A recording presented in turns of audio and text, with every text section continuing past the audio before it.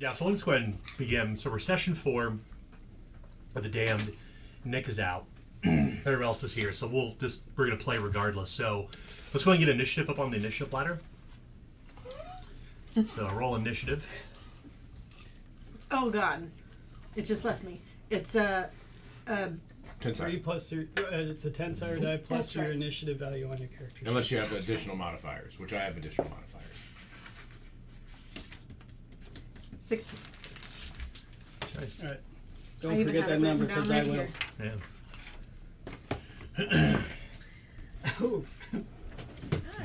I've noticed the camera is actually going back and looking at the monitor. There's a way to set up a dead spot on the 360 camera. It's in the app. I haven't figured out how to do it yet. It's like it's looking at the monitor as if the Yeah, monitor because there's us. motion in the monitor, so it'll go to. Typically, it stays between all of us because we're all collectively talking. But when it's always when we have 3 players. Are they kind Interesting. of dead zones like that? Well, no, it always Do picks I up need the to move monitor. over here? What's that?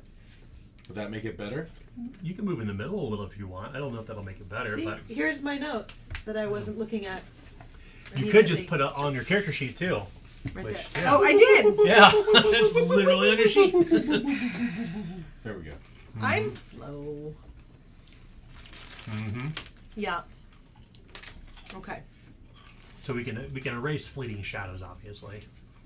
So Tim, you got a 21. Yes, sir. 2-1.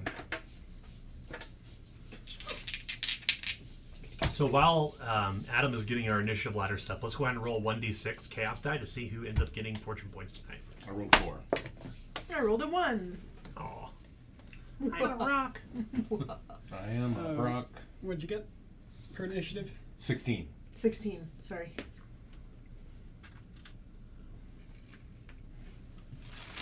Oh, look at all those new ones. I know. What?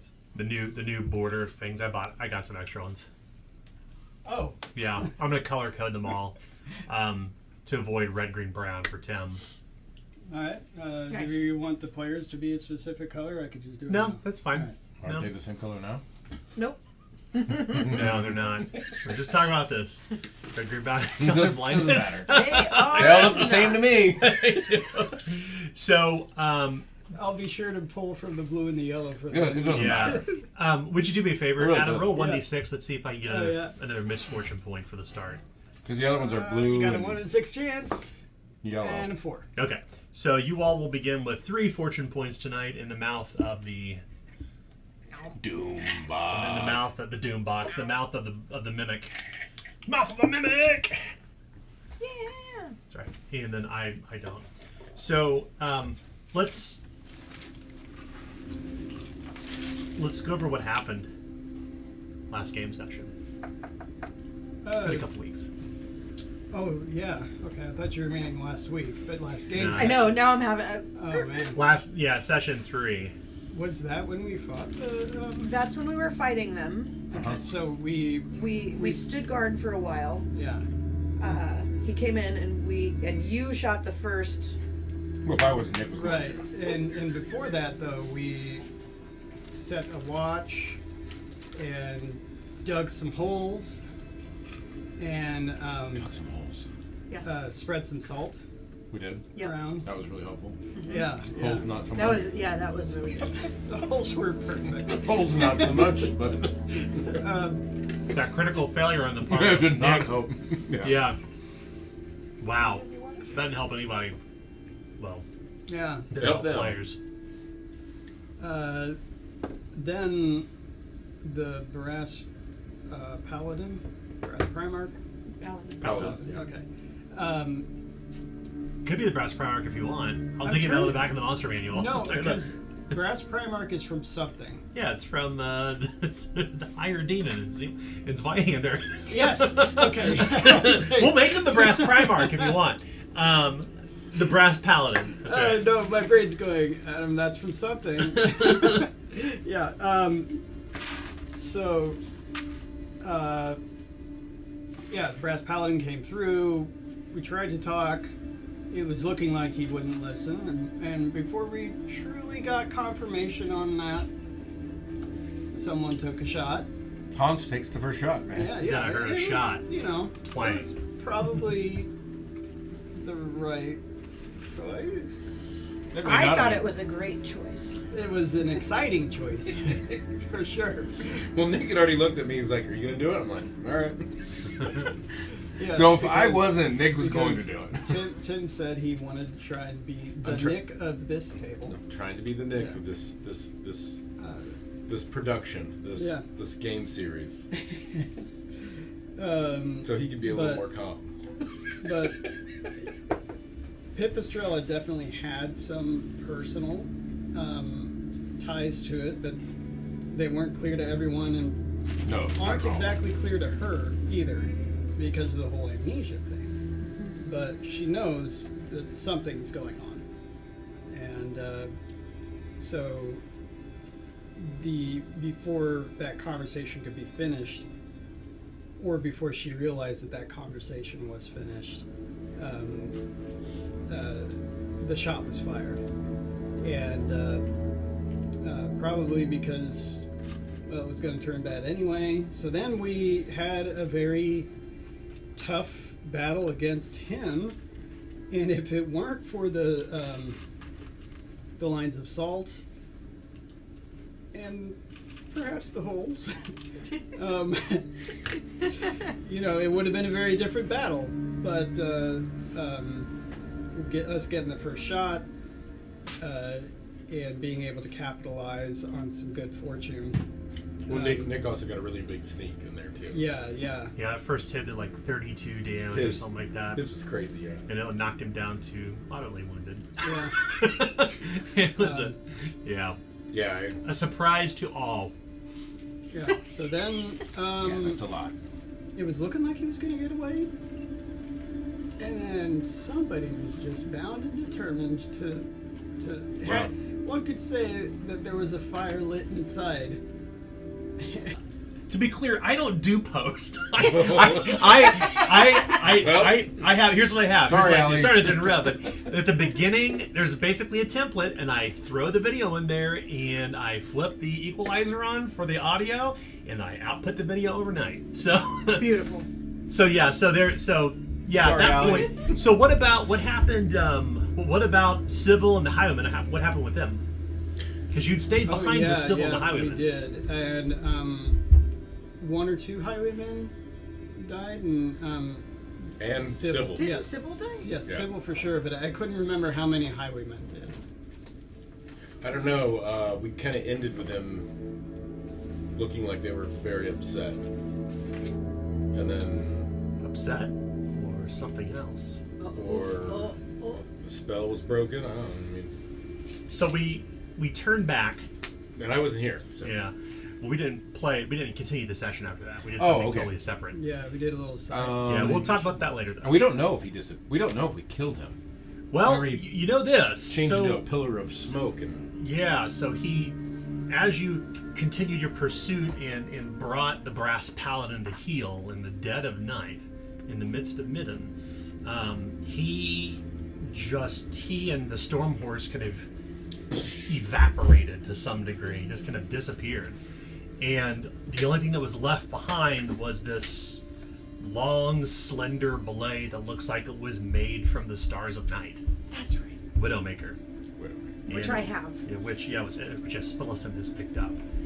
As you kind of move back toward where the battle had ensued, kind of carefully walking among the deep ditches that Tuma had dug with the gravedigger's spade, there are these tall, soaring, half-collapsed pillars. This was at some point, imagine like Roman ruins.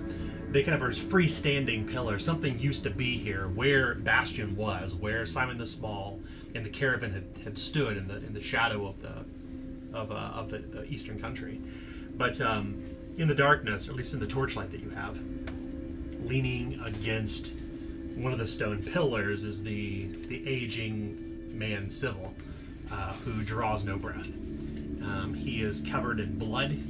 His heavy crossbow, his arbalist, is lying on the ground beside him, and you could see 3 of the surviving 6 highwaymen standing over him, and they kind of turn toward you in the darkness, and you can see these strange embers glowing in their eyes. You realize their faces are completely covered, save for where their eyes and face are like such. Their eyes seem to smolder with some otherworldly light. Should we book it? Or should we go talk to him? We were. I was using my sword to light all the dead guys on Yeah, fire. you ignited the damned, Right. the torchbearers, and the husks So everybody's. that had come upon you. They have been quieted. I hate to say this, but if they are, in fact, she whispers very quietly, then I have a duty. They lean down and pick up Sybil off the ground and begin to slowly amble with wounded and hurt as they're ambling back toward the last wagon.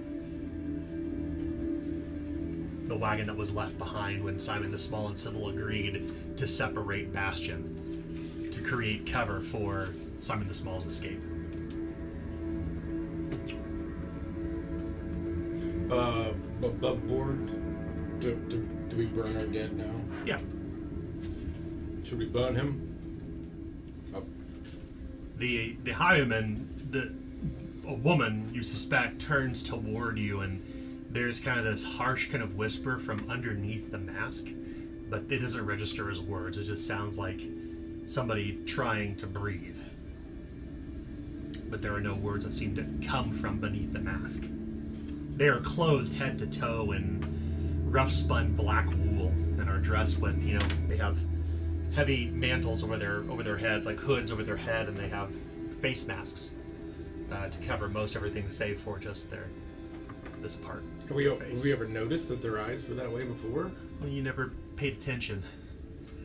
And if it happened before now, you don't really seem to recall. Does it look like the same as the Widowmaker? The same kind of hue? What do you mean, Hugh? Because isn't the Widowmaker very starry? Yeah, if you were to hold Widowmaker, on a clear night, if you held Widowmaker up like such against the stars, you would lose semblance of the blade among the sky. You would only appear as a hilt and a pommel. Okay. An unusual, a strange illusion that the sword seems to have. Should we go offer to help put him in the wagon? I can offer to perform services, but I'm not sure if that would be wanted.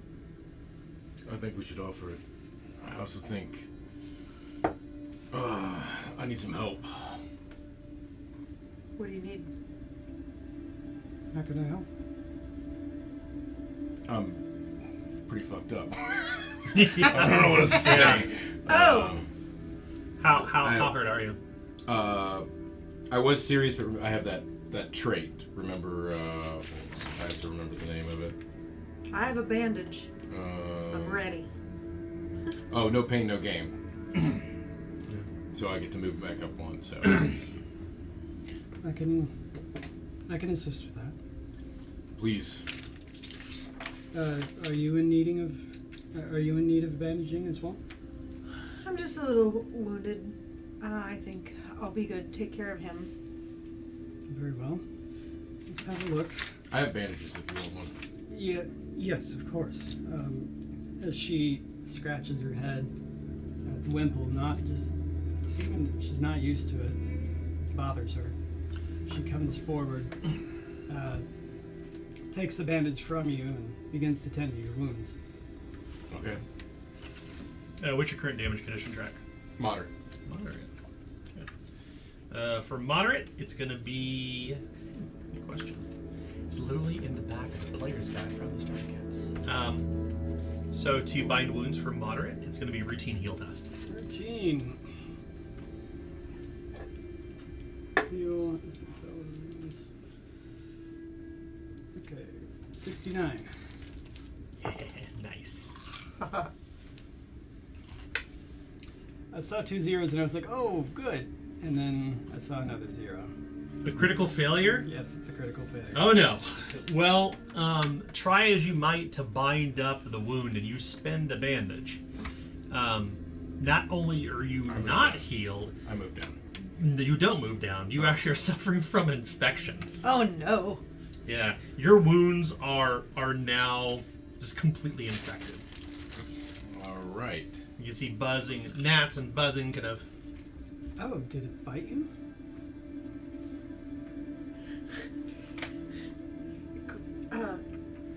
Question Yeah. about gameplay. We'll have to clean this, but we'll have to clean it again tomorrow. What's up? If I'm lightly wounded, or am I with my bandage able to help him? No, Or- I can only get healed once a day. Yeah, you'll be somebody can only attempt to heal you once a day. Okay. So if Yeah. I'm lightly wounded, would I accept Pipistrella's help Well, at this point, or would I just call it? so I think if I remember right, you don't know that they're infected right away. That's correct. Yeah. But Pipistrella does say, oh, these are going to need to be cleaned daily. Because she at least knows that. But 'Cause I guess I I just really wonder. don't like this new one, man. It doesn't have enough space for it. All right, I'm just gonna put a little star over here, so I know I'm infected. yeah, and you can see that she's not that well put together. She doesn't look like she's able to focus her eyes in the same point very easily, and she's like having trouble thinking. Things are spaced out, as one could say. She's shell shocked, and hasn't been treated for it yet. So, Okay. Do you need anything? But a serious injury, right? yeah, it is serious. Look what I have. Cards. Ooh. Oh, she sneezes real quick, Okay. and it's usually in a sequence of like 6 or 7. I do need help, but this is more serious than tending a bandages. So, we'll need to find someone else who is knowledgeable. Are you knowledgeable about treating injuries? Don't think so. She's essentially asking if you have a Oh. rank in heal. Oh, Let's have above board type conversation. Yeah. no. Okay. I have a bandage, and that's all I can do for you. Well, I'm going to need more, but I can help you. As she like suddenly seems to hold it together for a few moments. What do you want to do about this? They've wrapped Civil into a burial shroud at this point. Perhaps the blanket he was sleeping in, or had been sleeping in among the camp. He's just lying at the foot of the wagon. They haven't done anything else. The 3 remaining highwaymen are just kind of standing there by the horses. One of them has already taken out, the oxen, I apologize. One of them's already taken out like a brush. There's like brushing the oxen out in the middle of the night. Like they're tending to the horses in the wagon, silently. I think I'll go talk to him. Oh, sure that we should see to you first. Are you okay too? Why wouldn't I be? Just checking in. She takes a look, and when you're lightly wounded, it is automatic. So That's right. Yeah, you will. So your bandage is gone, and now you're moved to unharmed. My bandage and my trappings Mhm. is gone? Yep. Okay. So whenever you're healed, it requires a bandage, and the bandage is expended, even if it's a failed test. Mhm. But because you're lightly wounded, and you don't need to know this, this is something an Adam will know. You're simply healed to unharmed. Okay. Yeah. Okay. Thank you. Above board, if you're lightly wounded, the heal test is automatically successful. There's no reason to roll. Thank Yeah. you, Pipistrella. Of course. If it's not your time, then the custodian has taught me how to extend it. Your stay. It is her will. You know that you're going to have to treat your own injury. None of these folk look Yeah. like they can help you. Yeah. Not even Toma.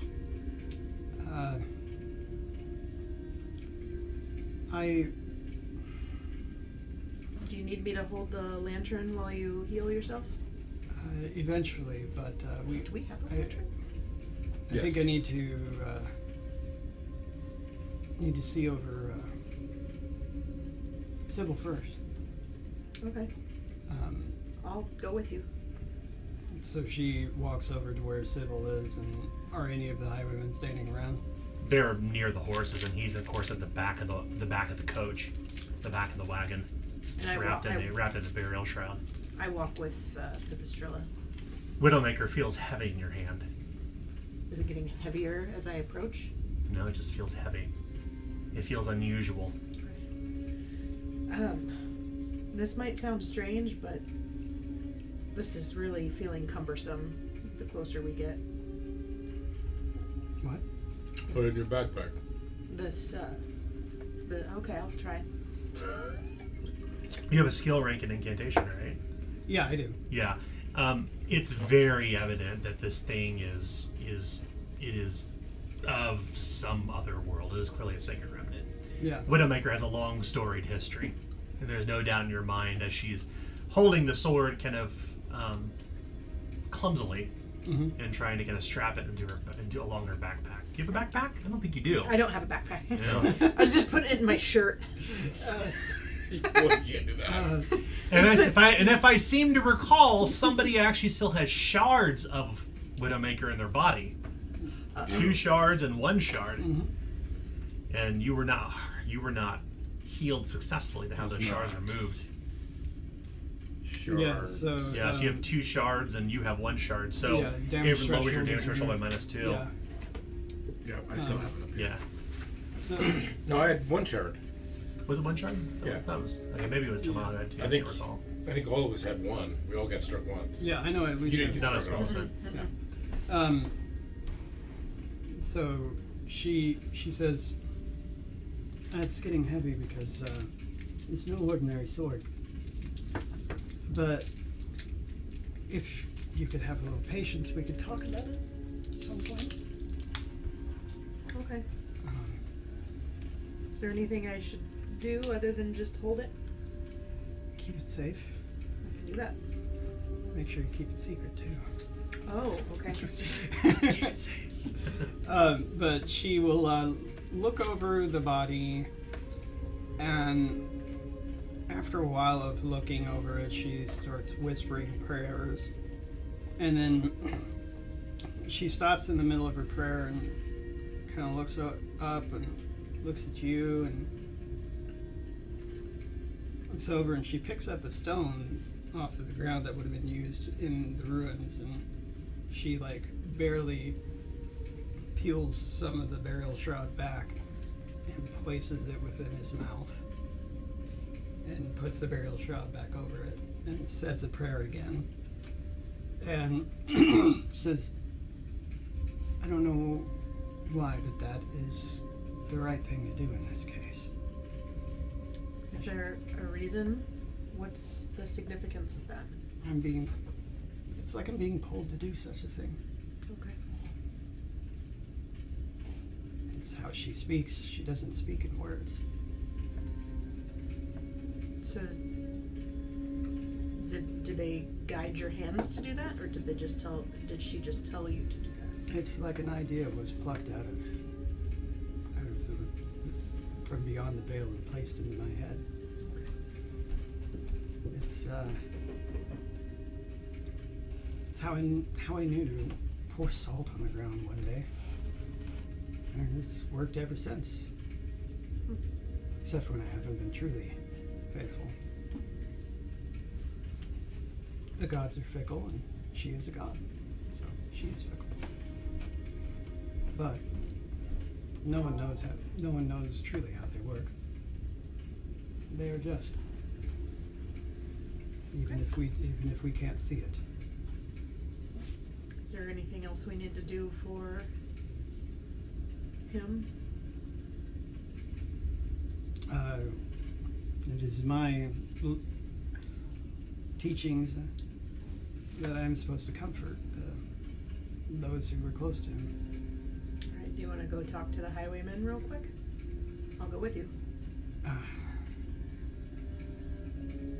she just kind of trails off for a while, and she's like, I should. I don't feel good. She starts breathing heavier, and Let you treat yourself first. Yeah. okay, and she immediately like sits down cross-legged right there, and starts to treat herself. So she pulls out a surgical tools, which is essentially imagine like a kitten caboodle, with like a fishing tackle box. Like it has like telescoping shelves. It has all these different tinctures and oils and knives and things like that, and proceeds to spend a bandage and spend 10 minutes to treat your own injury. You have just one injury. That and shard. Shard and I have shell an shock. injury, but it is that one has been treated, and then I have one other on top of it. So I have one treated injury that hasn't fully recuperated, and one untreated injury. Oh shit. So Okay, so you have 2 injuries. Yeah. Okay, so your chances to treat your injury would normally be standard, but anytime you attempt to heal yourself, if it's just in heal thyself, it's a penalty, so it's challenging instead. It's a challenging heal test. Take your time, brother. Double that time. Sister. Oh, sorry. I was actually just looking at him, but yeah. Yeah. Take your time. She will take her time. Okay, so it'll move it to standard, All and right. it'll take 30 minutes. Standard heal If test. you choose to take your time with something, it takes 3 times the amount of time. That's 59%. 92 won't do it, and we're gonna flip that. We're gonna spend a fortune point. I'll take that. Misfortune for me. Whoa. So 59% chance. 43 succeeds that time. Nice. Okay, so you're going to begin recuperation, and this was a serious injury. Mm-hmm. It's going to take 12 days to recover, bro. You're never going to not be injured, are you? Not You're as having long those as characters. Dan keeps spending them misfortune points. You're gonna be one of those characters this time, right? Yep. Yeah. But -1. I only had 1. Cool. Because you were marking us. No, that's right. Mark I it think down, give you a little blue post Yeah. I think. all right. So that's 12 days. So I don't have that on here. Okay. If you heal successfully, your shard is also removed. So whatever healing practice you use, if you are suffering, if you have a shard of Widowmaker in you, it is now removed. Shard. Can we keep the shard for any future purposes? It's bloody and infected shard of metal that's like razor thin. Yeah. We could Use it for a shank with it. toothpick. Do you want this at all, or should I just? Oh, like okay. Yeah, Widowmaker. When you look toward the blade, it looks, it's a tensile metal, meaning like it kind of can bend pretty easily in your hand, but it doesn't look like it would break and snap. In fact, there's no chip marks on it whatsoever. But sure enough, like that razor thin kind of sliver of metal, about like the length of your finger, you pull it out of your body because Widowmaker left. Whenever Brass Paladin wielded the sword, it left shards in you if you suffer damage. Yeah. So Okay. you see her. Yeah, just kind of sit there and treat her own head, and then like barely, because shell shocked would be your head, right? Yeah, you suffered a pretty serious kind of head injury. So like it's amazing she even survived the head. Maybe the crossguard or the pommel hit her in the head, and that's why she's shell shocked. As she pulled, let's say that as she pulls this like straight out of her shoulder, and she looks at it and like just kind of puts it in the ground and covers it with some dirt, packs it down. Well, if you want, Clovis and I could go talk to the highwayman while you take a minute to center yourself. Or we No, get moving. I am feeling much more. I'm not feeling quite so malignant. Do you think we should just run and go, or should we go talk to him? Oh, we should talk to him. Yes. I mean, about what? Loss is normal. That's all we do is lose. Well, where are we? Curiously, they did not wrap the fallen highwaymen in burial shrouds. They just left them where they lay, among the damned that you'd set aflame. Should I set them aflame? Well, if we leave, where are we gonna go? What do you mean? We're gonna We're go back supposed to to the. catch up. We're supposed to catch up. Yes. Just go to. I I mean, we're supposed to go. We're supposed to follow. right. We're supposed to give the rest of the group time. And now they have all the time, as it seems he's been defeated. Seems. I wish I could have spoke with him a bit more. I I don't do well with speaking. should we load up the perished highwaymen and just bring everyone back? Let's talk to them first. If you have need of the spell set, you don't have on cards yet. They're in the back of that, Adam. Oh, okay. The perforated cards. Um, So at this point, Pipistrella and Clovis begin to approach the three highwaymen.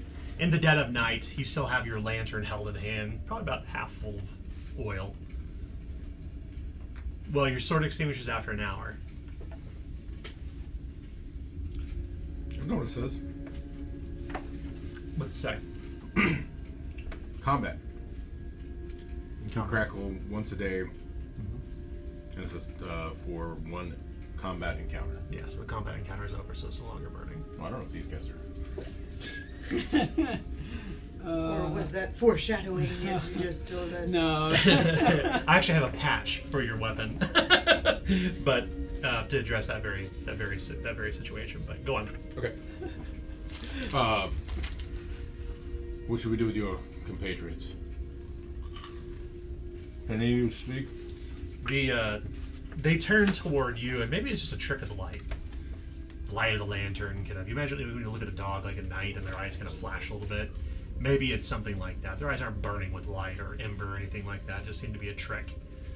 They smell a bit, but not uncommon for those among Bastion. I mean, the river is poisoned here, so none dare draw from it.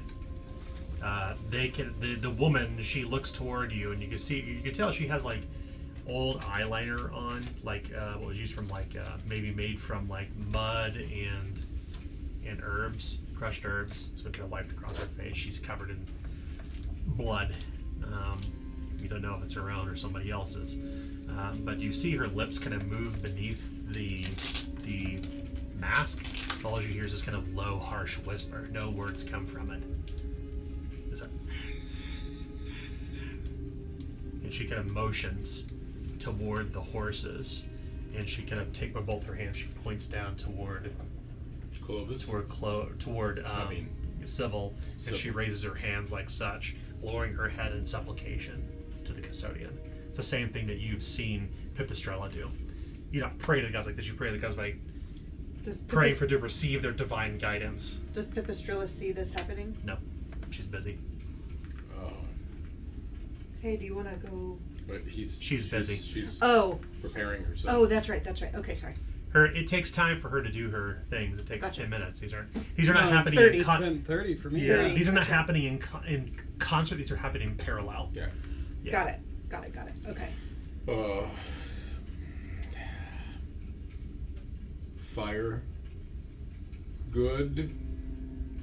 Bad. Her eyes kind of narrow for a moment, and what's the symbol? How do you say burn something? Yeah, so she kind of moves her hands like this, and then like it gestures like something that would indicate finality, like the end. What would be the end? So she moves her hands like this, and her fingers are all bandaged. By the way, her hands are completely bandaged up. By the way, much like Simon the Small, who wears the mask of a brass mask of a child over his face. But you speak still sign. What did they say? So Fire good or bad? fire. Do it. She stops and she places her hand on your shoulder and she goes, indicating that fire will bring finality to these people to quiet them. Okay. So that's all I needed to hear. I'll go burn the other 3, The highwaymen. and then Okay. should I pull Clovis? It smells like barbecue. It smells pretty rancid as hair and clothing is burning at this point. Figure out if we can burn Civil? Sybil. Okay. We should. I suppose it points to Civil. The woman looks toward you and she begins to sign Simon the Small. Simon's. Okay. Okay. So burn Simon the Small? No, bring. That's our leader. Oh, is. bring- she says, bring is it him to- bring, okay. Is bring this? That's want. Want? Yeah, actually, Okay. that is a sign. Yeah. Bring. So she motions like So this, points at bring, him, and bring. it says bring, and then she spells out Simon the Small. Okay. So we're supposed to deliver Civil to Simon the Small. Okay. Yeah. All right. Well, I'll burn the other 3 bodies as they instructed, and then once Pip is ready, we'll go. Okay. You come back and Pip is drawing that sliver from her shoulder, and like she sees you approach, and like her shoulder is exposed completely, and like she doesn't even seem like shy about it at all, which is different than what you would normally hear about priests and priestesses from the east. She doesn't even bother to cover up, and until she's done. The bonfire is still burning, the one that Sybil had lit to attract the brass paladin, as he and the highwayman hid among the trees on a low hill nearby. His arbalist is still lying on the ground, as are his 6 bolts that remain, and a few other sundry goods. I'll pick the bolts up because I need them. There's 6 bolts. Okay.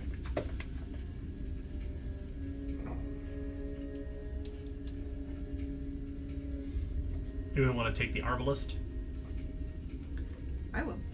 It's a giant crossbow. Do you have an arbalist already? I do, yeah. What's its encumbrance?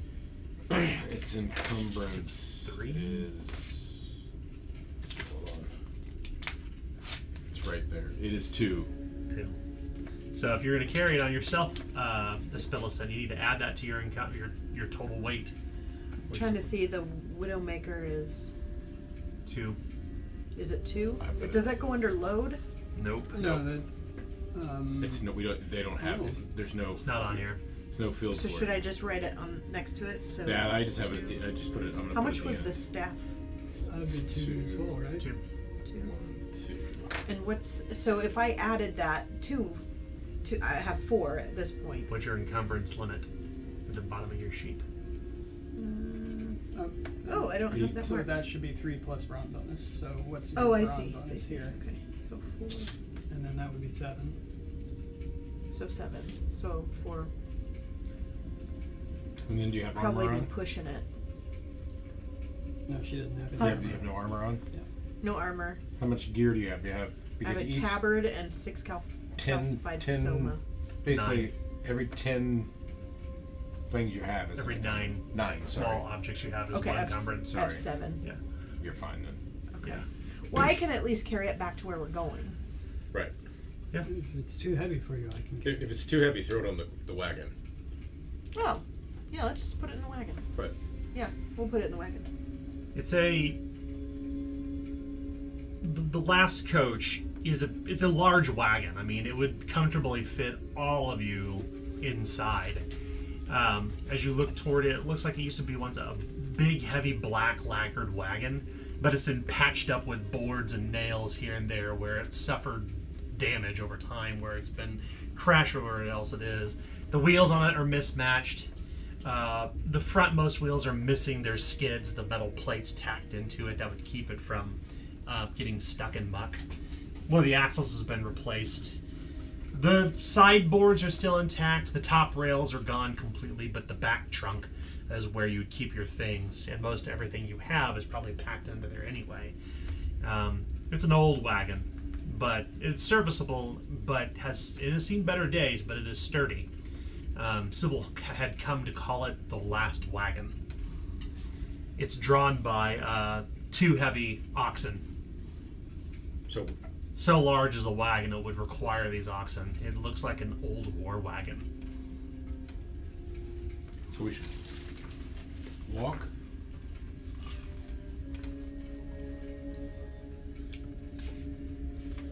We should get in the wagon. I feel tired. Okay. Do you want to leave this place? I'm ready to go. Let's load it up There's and nothing go. else here for us. Despite your tiredness, you'll leave tonight? Can we sleep in the wagon and let the ox do the job? Do you have any flames of freedom, please? Thank you. Yeah. And can we get the highwayman to just take us back and we can... You don't suspect the highwaymen really play any part in taking you where you need to go. You suspect you'll need to take matters into your own hands. Okay. Well, Pipistrella, do you want to go or do you want to rest? I'm all for resting, but let's rest then. You can set up a watch. You two first. Go to bed. Okay. So you'll wait the evening here by the fire? Yep. Yep.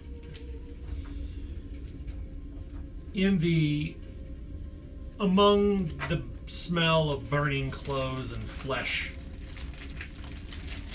as it kind of lingers about the encampment, time will pass. Yeah, take it away from me. I'm saving them all. You can't have these, puppy. I was like, I'll help. This one? Okay. She can have one. Oh, the day comes and daylight breaks over the east around 10 a.m. in the morning as you are still in the shadow of the Teeth, that great massive cliff that runs alongside the river, and at its very top, hundreds of feet above, are this thicket of palisades pointing downward as if to hedge you out from the eastern kingdom of Aglador. Aglador? Uh-huh.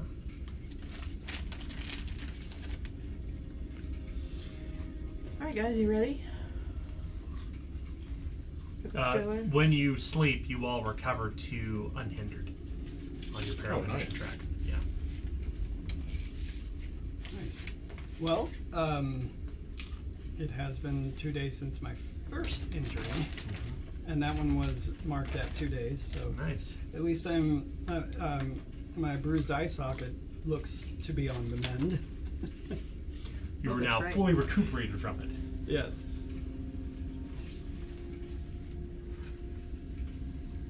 And I do like having this injury on a sticky note, because then I can just put tally marks next to 12. Yep, that's what they're there for. To make everything a little easier.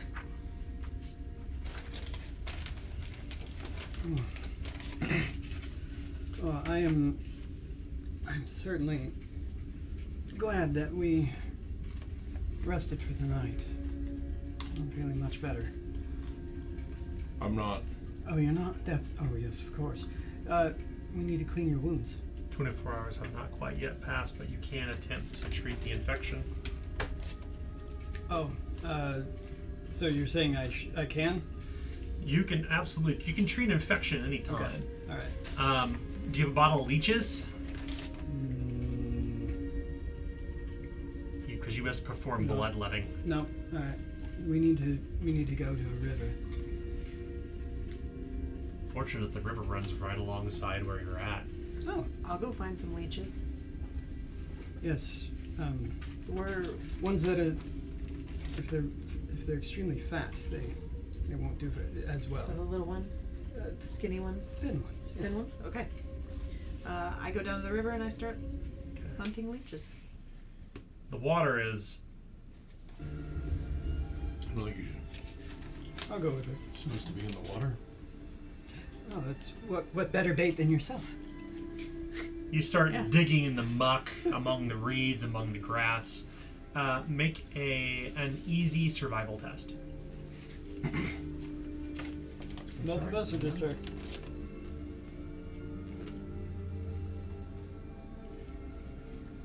80 to succeed, and I got a 54. Nice. You find just enough leeches for Pipistrella to perform bloodletting. Bloodletting is going to take an hour. Okay. We won't be able to leave for a while. But That's alright, let's get I Clovis. recommend it for your health. Yeah. What's your current damage condition at? Clovis? Moderate. Moderate, okay. It's going to be a routine heal test. Routine? Mhm. Of course, I could always take 3 hours. A long bloodletting. No, I'm- 3 hours. We What gotta is get on it, the 10 road. o'clock, 11 Okay, o'clock? 1 hour it About is. 10 o'clock in the morning. Yeah. So routine will be 69. Nice. Well, you're in luck. I saw that 50 first, so no matter what, it would have been good. So 50. Well, the good thing is you are no longer suffering from infection, and in fact, the shard has also been removed too. Nice. Okay. You hear the rumble of thunder overhead. The sky is a little cloudy. The ground is still covered in ash. Midden is definitely here. Before you lay down for the night, let's take let's replace those bandages. Is it night? No, it's already? morning. It's morning, and she's saying before you lay down for the night. Oh! Instructions for Yeah. aftercare. I smell what you're cooking. Yeah, you can only have your wounds bound once every 24 hours. I see. 24 hours must pass. Okay. Okay. Well, let's start. Lock and load, let's go. One thing to note about infection and bloodletting: if you don't undergo successful bloodletting within 24 hours of suffering infection, you permanently lose 3% brawn every day until healed. You can die from infection. Oh, good. Noted. It's bad experience. Uno más, that's it. Anything else you wish to do? The bonfire still burns. Is there... I'm still by the river. Is there anything I see that I can gather up for food or... You seem to have been well provisioned because it's clear that Bastion, the wagon train, had been here for some time, you think? You don't really know how long you were here for because everything seems to almost like... It's almost like you were asleep and then you were awake in the basement of the Brass Paladin's temple. But you seem to be well provisioned because the wagon is laden with foodstuffs, with alcohol, with water, with milk, with Okay. fish, with meat. Okay. No, I think I'm good. I'm ready to go. Good. We could talk more of that sword on the way. Okay.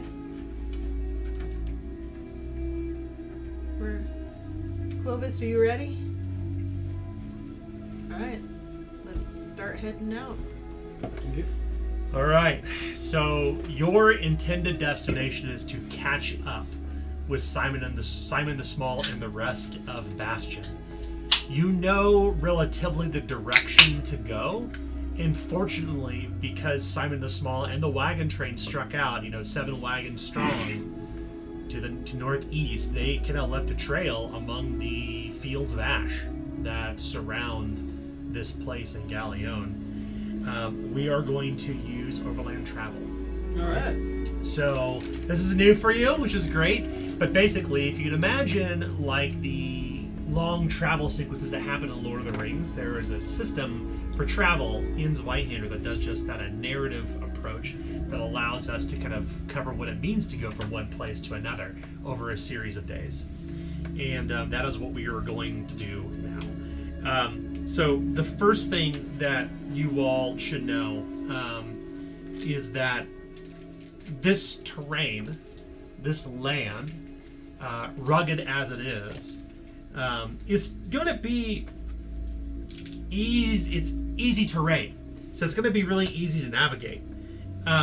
So we need to determine who is going to lead the way, and everybody in overland travel has a role to play. There are 3 roles, in fact. There is the trailblazer, who basically is the leader of the journey. There's the quartermaster, who sets the watch and manages the foodstuffs, builds the fire, and attends to other duties. And then there's the scout, the person who sometimes treks ahead. danger, to watch for fallen branches, to look for fords in the river, things like that. So starting with the first, whoever our trailblazer is needs to have either folklore or navigation, a skill rank in it. Would be the ideal person for it, at least. So does anybody have a skill rank in folklore or navigation? Me. I have one in folklore. I have both. So who will be the trailblazer? Sounds like you. Guess it'll be me. Okay, so Aspillicent will be our trailblazer. Okay, and then we need to move next to our quartermaster. So remember, these are the people who are vigilant and watchful. They'll manage foodstuffs, watch for wildlife. They need to have either a skill rank in heal or survival. Who wants to be our quartermaster? I can do it. Okay. That's gonna be I'm doing the other one then. the scout, awareness or stealth. Yep, I have both of those. Okay. For the quartermaster, it was survival and what?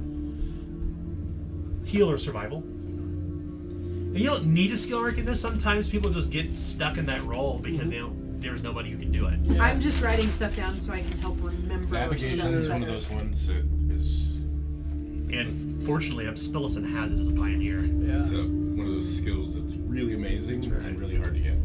Because it's It'll save you so many times. a specialized skill. Yeah. All right. Like Hill is. Okay. You know that the trek there begins here at the Field of Pillars. And the midway point is at the Hanging Tree. From the Hanging Tree, you will arrive in Poil, some settlement you don't know about, nor do you know much about the Hanging Tree. But judging by the name, you have a pretty good idea. In fact, it's clear that Simon the Small left behind a map for Sybil and you all to follow. Okay. So, to set the pace of the travel, I need our trailblazer to make an easy navigation test. Alright, you got this. I got this. You're basically the drummer. You set the beat. You set the tone of the Overland travel at first. 59 to succeed, and I got a 64. You want to keep that? I'm gonna do one. Roll. Okay. Ooh, misfortune for me. Look at that. You're down to 1 fortune point. Oh, I dropped it, but 49. Succeed. Okay. Well, the good thing is that Pipistrella will be able to find the right path and avoid the kind of rocky ground. Sorry, not Pipistrella, my apologies. Spillicent will find the right path to follow. The good thing is because you succeeded as the trailblazer, it actually makes the route even easier than easier. It's now trivial. So all skill tests now move to trivial instead. Okay, wait. What? What is it? You what don't do need to mean worry by about that right now. Oh, okay. I will It's a narrate different what happens. I'm just simply telling you your success because you're finding the right path, you're blazing the trail, you're choosing the right roads to follow, the right hills to go down.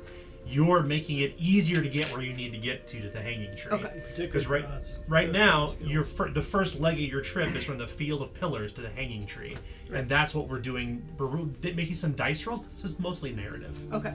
Simply put, your success is passed on. Yes. Oh, okay. It's passed on to everybody. However, Ah. it's going to take days, perhaps, to get to the Hanging Tree, and you all must endure this stretch of travel. So everyone needs to make a trivial survival or a trivial toughness test. It's up to you.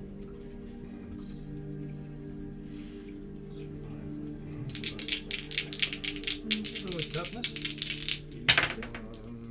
82. 80 to succeed. I'm rolling. 81. So 2 failures. All right. Well, you keep your legs moving, you keep your eyes open, and you push, but during this period of time, over a stretch of days between the Field of Pillars and the Hanging Tree, it's hard on the two of you, hard on Clovis and hard on Spillicent, as you both suffer 6 physical peril. Yay. Still unhindered. Unhindered. Perfect. Coincidentally, if you really critically succeeded that test, you could share your comfort with another character to make them succeed instead, or as well, rather. So, now obviously you are on the trail to the hanging tree, and you must keep the foodstuffs set. You must make sure that everybody's well rested. You're gonna make camp. You're gonna set the tempo for the watches, and that's our quartermaster's responsibility, which is Pipistrella. So Pipistrella, make either a trivial heal or survival test. Entirely up to you. Okay, that will definitely be heal. So trivial heal will be 89. Okay. 86 will succeed. Nice. So the good thing is, with the quartermaster succeeding their test, you're not going to burn more provisions than you normally would. You're basically burning a day of provisions for each of you. If she would have failed, you'd have burned 2 provisions, which means you could end up where you need to get to unprovisioned, without enough food, starving.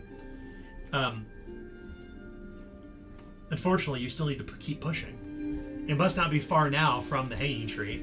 We need to make a trivial survival or toughness test to withstand the rigors of the road. Okay. 82. Good that time. 80. Oh, sorry. I need to 04. That's good. Or 40. Sorry, 40. Succeed.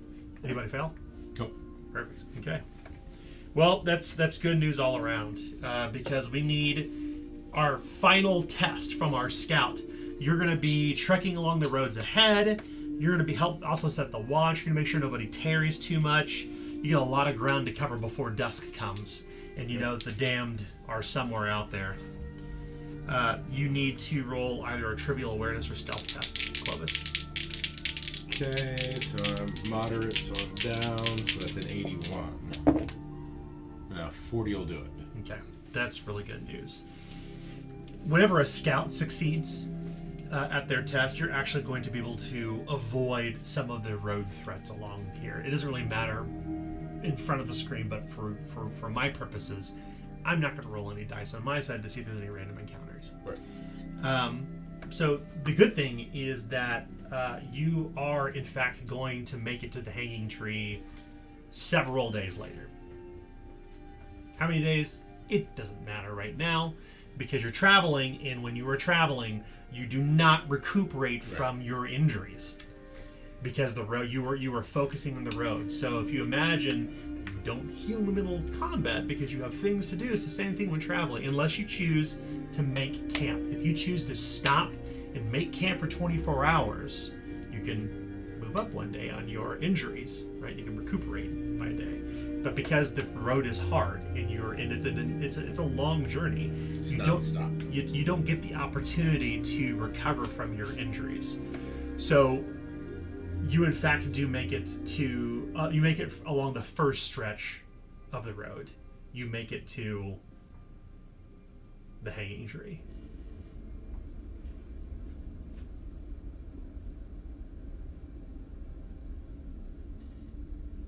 Here in this forest, far beyond the river, beyond the shadow of the teeth, you are surrounded by these tall, soaring pine trees.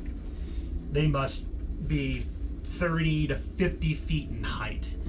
There is virtually no undergrowth in here, save for thick blankets of pine needles and fallen pine cones.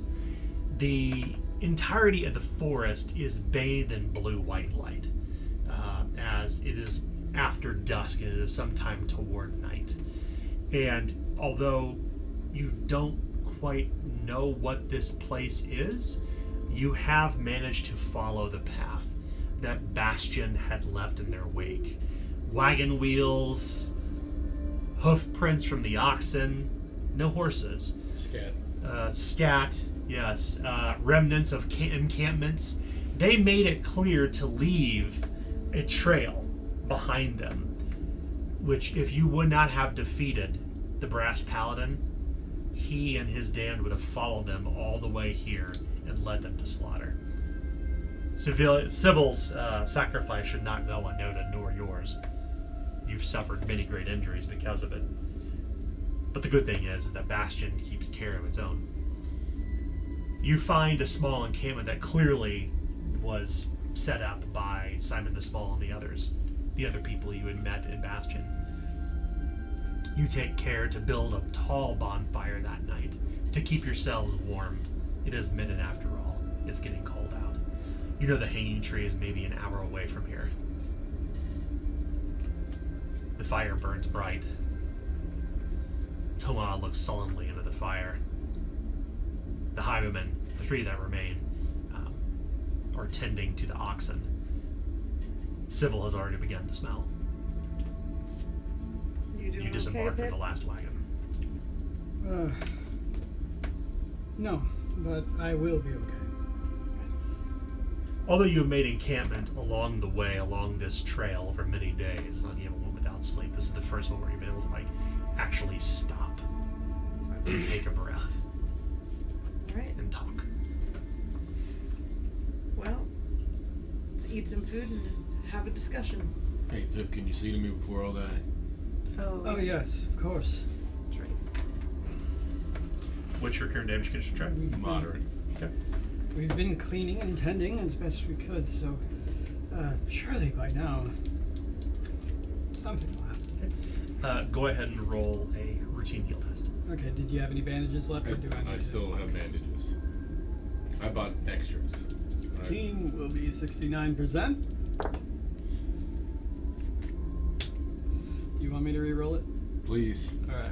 You have but one. Oh, no fortune left. It's all misfortune now. For misfortune in my pool. Alright, 69% chance. I got a 78 last time. And a 53 will succeed. Nice. Yay! Well, what's your intelligence bonus? Not enough, I don't think. Okay. Yeah, it's 4. Yeah, so you'll move one step up the damage condition track, which is good. I'm fine with that. Yeah. I You can go ahead and mark a day. Start You can mark a using day off your recuperation, by the way. Start using all my skills. Oh, yeah. Pipistrella, because you'll be camping here for the night regardless. Uh, You can see the shadow of the hanging tree not far from I'll here. wait until the morning, because otherwise That's fine. I'll...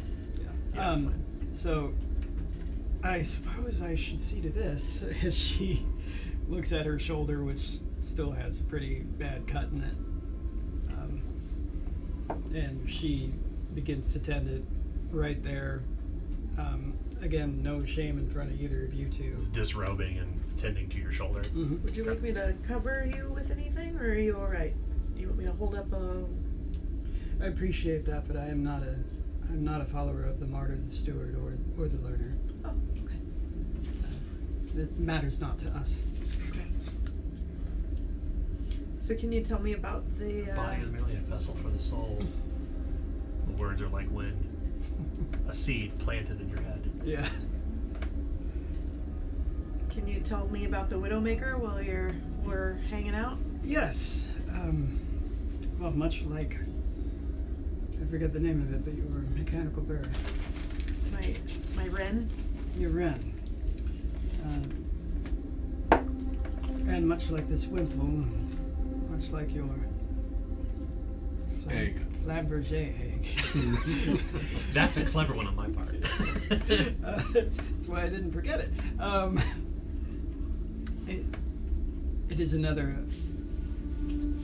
one could say otherworldly relic that if we went through the proper rote and prayers and sacraments, then we would be able to bind it to you. And then what it could truly do would be made manifest after the ensconcement. What was the difficulty rating on treating myself seriously wounded? Seriously. Challenging. Let you take your time. Which is 30 minutes. Challenging to treat myself as serious? And we're not in any rush, so... We have all the time in the yeah, world. okay, so... Do you? Well, We're Well, camping.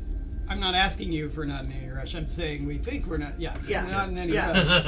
rush. we're just hanging out at yeah, camp. we're just. Go ahead and take yeah, your time. So The standard. Standard would be 59. And 68 won't do it, so No, yeah. not today. Not today, Pipistrella. Be sure to spend your bandage regardless. Oh, yes. Yeah, even if you fail, your bandage is spent. No, I don't know why.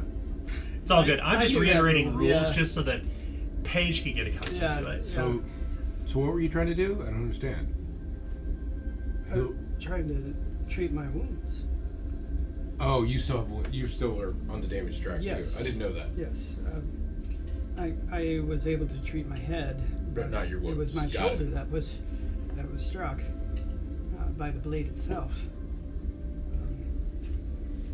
And so it has not begun to heal yet, which, while odd, is not of concern yet. The only remedy you know of is laudanum. A harsh drug, Yeah. but it can help. If I had laudanum, and if it was someone else, then I would normally say that it's time to take laudanum, but the temperament I was born with is melancholic, and so I would need to. I wonder if the any of the highwaymen have some laudanum. Oh, I have one if you needed it. again, I would need to. One could say in former years I was not a cheap date, but no, bandages will do the trick, just not today. Is that some Eastern thing that we don't understand? I have a high tolerance. Ah, Okay. makes sense. Yeah, I mean the whole notion of this, like, priestess, like, doesn't care about, like, you know, an exposed shoulder or you know, showing above the calf leg, or you know, like, so openly brazen about alcohol and drugs and all this stuff. Yeah, it's kind of something you wouldn't have expected from out east, if you know much about Agodor. Yeah. Just know they're the enemy.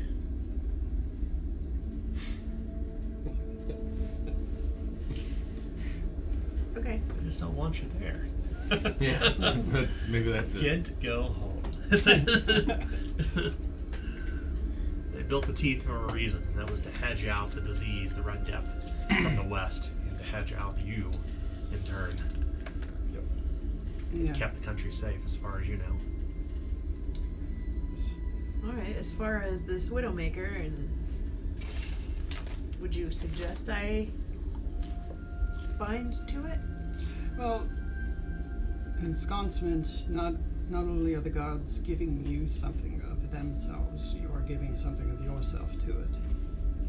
So I would recommend that if you were to do such a thing, you would need to believe in those gods, or in whatever greater power was behind it. I myself, while I am a servant of the custodian, I do believe in the martyr. That is why I wear this habit.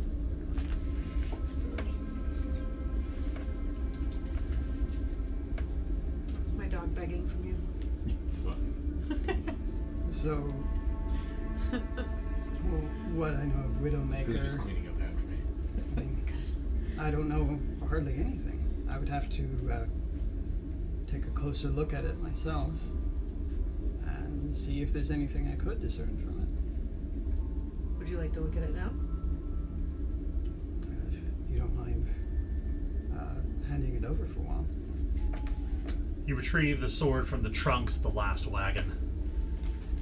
It is a heavy blade, slender, tensile, strong. You don't understand exactly how it would leave shards of itself behind. It seems to be made of some sort of iron or steel. And once again, if you hold it against the stars, it seems to blend in with the vault of night. Kind of cool. Yeah, but my See. character would not know what it's made out of then. I'm simply telling you Okay. what you Yeah. understand Okay. about it. It is not. It twinkles with the firelight that catches along its edge. It is of a weird. It is of a strange black iron. Most swords I've seen, actually, I can't think of any sword I've seen that's metal is like this. This is odd. I really don't know how that it could leave a shard inside you. I'm no smith, but looking at the edge, I mean, when wood splinters, there's a portion of it missing. I don't see anything missing either. Yes, there's a crack. There's something, but this is beyond me. I would say to know more would be to seek out a smith, but we could perform a ritual. There's a great risk, and at that you would need to be in the next tier in order to get a second one. Isn't that right? How wait, I think it's under ritual effects. Is there a card for Widowmaker? You don't get it until it's ensconced. Yes. Oh, yeah. that's right. Okay. Yeah. Got it. So I don't know how to put this while role playing. Well, we're just going to remove that limitation. Oh. Yeah.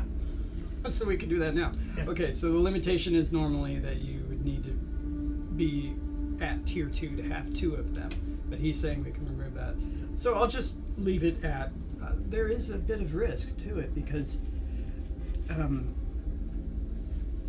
You do give a part of yourself to whatever otherworldly force had placed itself into it. I'm okay with that. So it gives them this egg every time I use it? What is this egg doing to me? Well, and would I be able to tell what god it's associated with, if at all? Because I somehow know that the only god the wimple that I'm wearing is from the martyr. you know of other gods, but you have heard of other gods, but the only god you know is that of the custodian. You feel no draw or intent to any other god save for her. Yeah. I'm a bit of an exception because a god has reached out to me directly. I am her vessel. Therefore, I've given myself completely to her. But So what? I mean, you're saying you gotta give something here. What's this egg taking from me? perhaps a year of your life, perhaps 10, perhaps a portion of your morals. It's Well, I'd give those away, so we're okay with that. You're good. You're good. yeah. It's what I'm saying is I don't know. Well, I'll take that risk. What kind of? But I can't give. I'm looking at the sword. What kind of sword is it? Is it a? It's like no other blade you've seen So it's not like a before. mortuary or. No, it's a blade that even someone of your background can understand. You've never seen anything like it before in your entire, and well, from what you can remember. I don't even know what kind of sword that is. Neither do I. You're not alone. But remember what Tomas said. I don't remember what Tomas said. He said it was cursed. Well, one aspect of giving of yourself is immediate.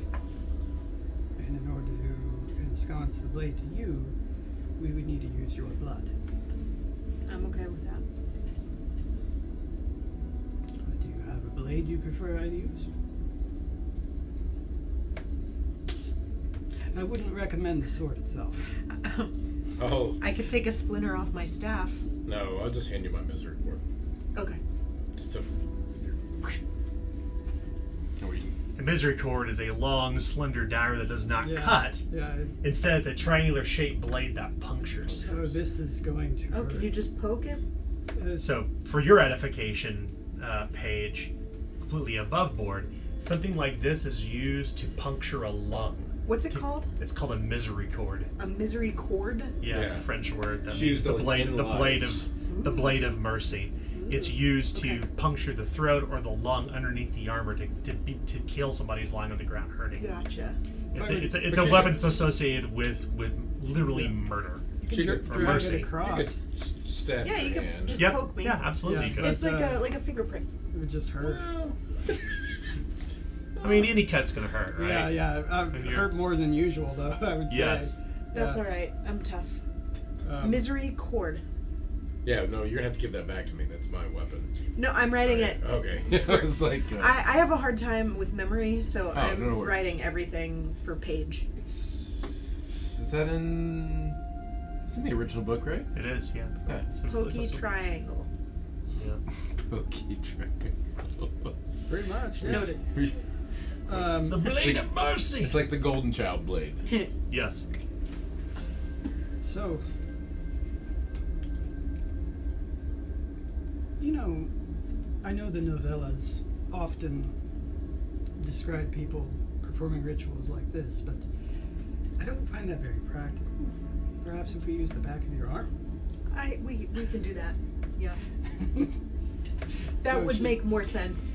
She doesn't want So I turn around. like give a wound that make it Yeah. impossible to manipulate anything. As Pipistrel is jovially sharing this, before you know it, stab! You feel a pinch of your arm. There is no warning, nothing, and you begin to bleed profusely as you move one step down the damage condition track. Yep. Okay. What'd you move to? I'm lightly wounded. Okay, it's a good thing you weren't Yeah. moved to moderately wounded or seriously wounded. You could, in fact, suffer an injury due to this ritual. I'm sorry. I'm willing to take the risk. Well, you have a bonfire. You have the blood and the knife. What will you? What do we see, Pipistrella? As the blood starts to come out of her arm, she gathers it with her bare hands and holds the blood within her arm, and she starts chanting in a language that neither of you recognize, and she after it pools up enough in her hands, she draws it forward, whispers into the blood, and barely makes a small hole in the bottom of her hands as she starts to let it drip across the blade as it starts to sizzle on the blade. So go ahead and read what the ritual of ensconcement does. Let's see here. The effect. As the ritual is concluded, a sacred remnant's powers are revealed to the Caster and person. caster and person. It is ensconced to two. However, a sacred remnant can only be ensconced but to one person at a time. And Curse. yeah, that's pretty much it. So now Serpent turf. you can have the Widowmaker card, and you have to read this. I just put 2 Tootsie Rolls in my mouth. Can I have a Tootsie Roll? I haven't Yeah. had any. Oh my gosh! I Where's think my I high ate chew them for the all. night? I ate still all If of we're the gonna Tootsie get Rolls. sponsored by High Chew, by the way, High Chew, We love you. we'd love to be sponsored I'm by just you. showing the Tootsie Rolls.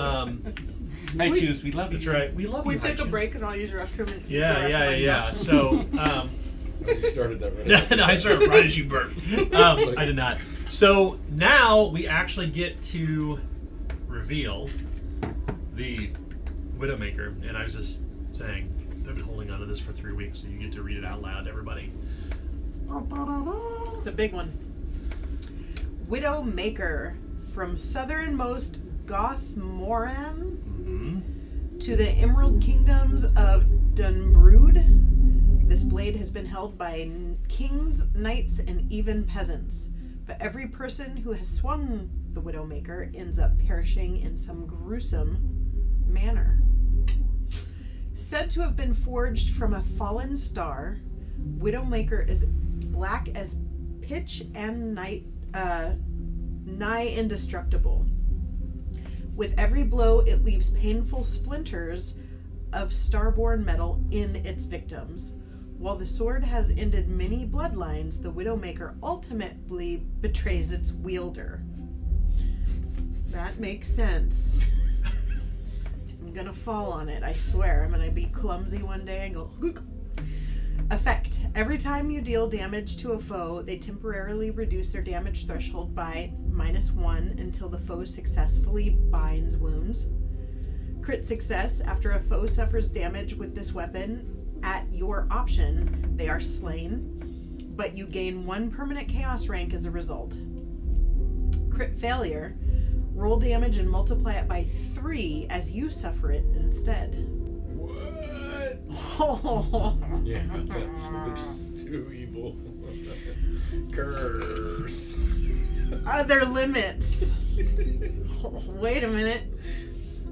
We're getting there. Widowmaker functions as a one-handed, simple, or martial melee weapon with a distance of engaged, does 1d6 plus CB damage, is a bladed type, and has a 2 encumbrance. You cannot take advantage of its effects, crit success or crit failure, until it has been ensconced. I am officially cursed. So, capital C, cursed. When you are cursed, you cannot discard or give away the weapon. It is forever bound to you until death. I'm all right with that. I'm oddly all right with that. Tomas tried, you know. All right, I'm terrified and excited all at the same time for this. That's why. Check it out, Pip. This, anytime Dan lets you break rules, it's not usually for a good reason. I'm still okay with it. So, its history is instantly revealed to both Espilicet and Pipistrella. Its effects are for you, the player. Right. Its history is for you, the character, the two of you.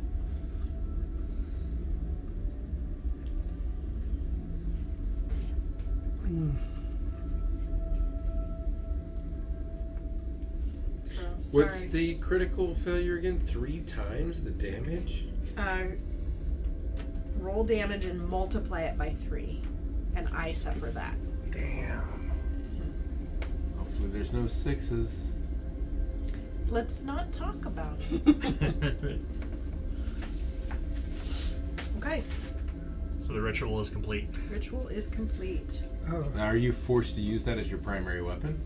I that didn't say that. that blade has ended many, many lines. You cannot be given away. Including the users? Yes. Including the users. Yes, That's what Thomas had said. it is. It has sent many people to the custodian. But every person who has swung the Widowmaker ends up perishing in some gruesome manner. That's why he said throw it in the river.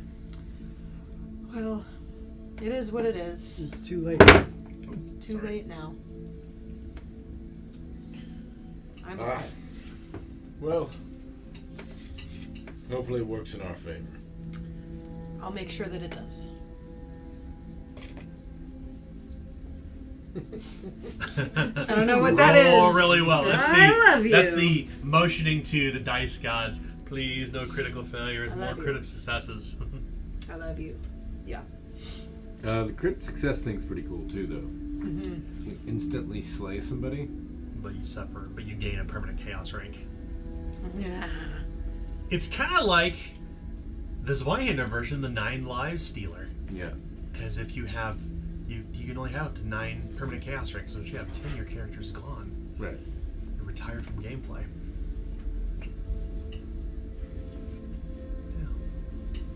So you can instantly kill 9 people, then At your option. unless you already have some permanent chaos ranks. Yeah. Which Which has happens. been known to happen. Yeah.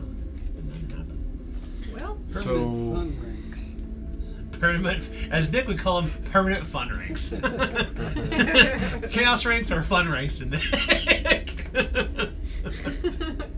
He's definitely playing at a different level than the rest of us. Yeah. He knows what he's doing. He has fun with So when you say the history is revealed, Yeah. Would that give Pipistrella any insight on what had happened in previous campaigns around the Widowmaker?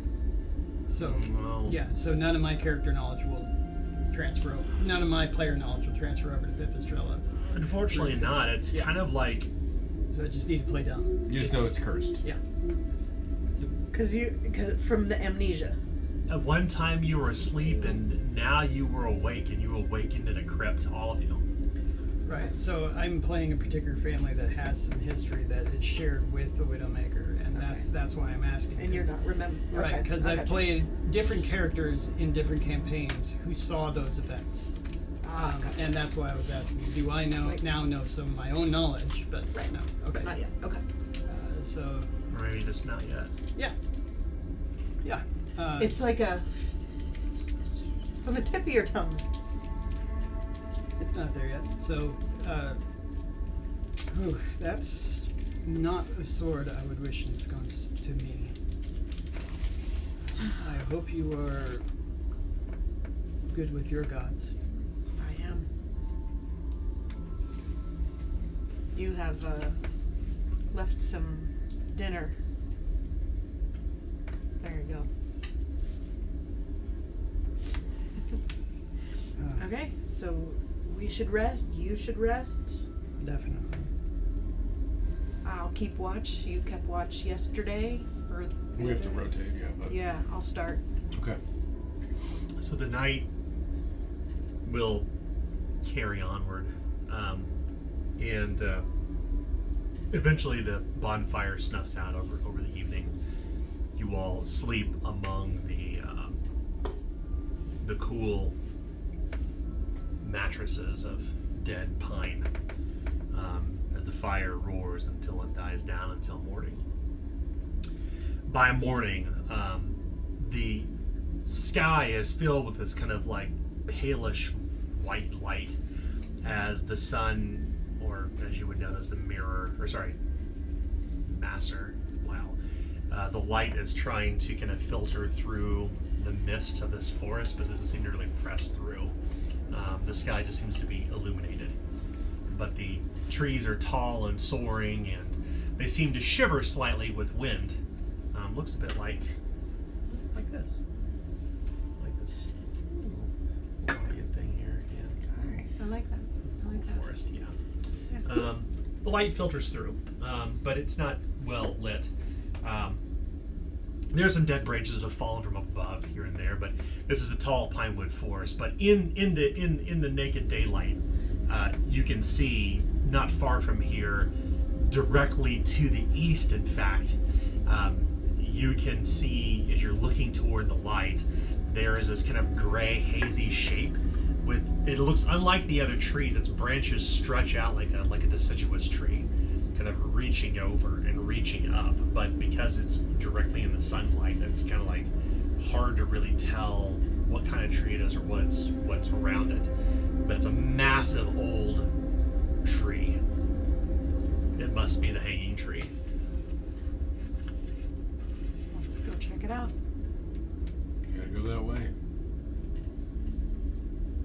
You begin up the hill, moving as you're kind of literally looking into the light, and upon your approach you smell something in the air.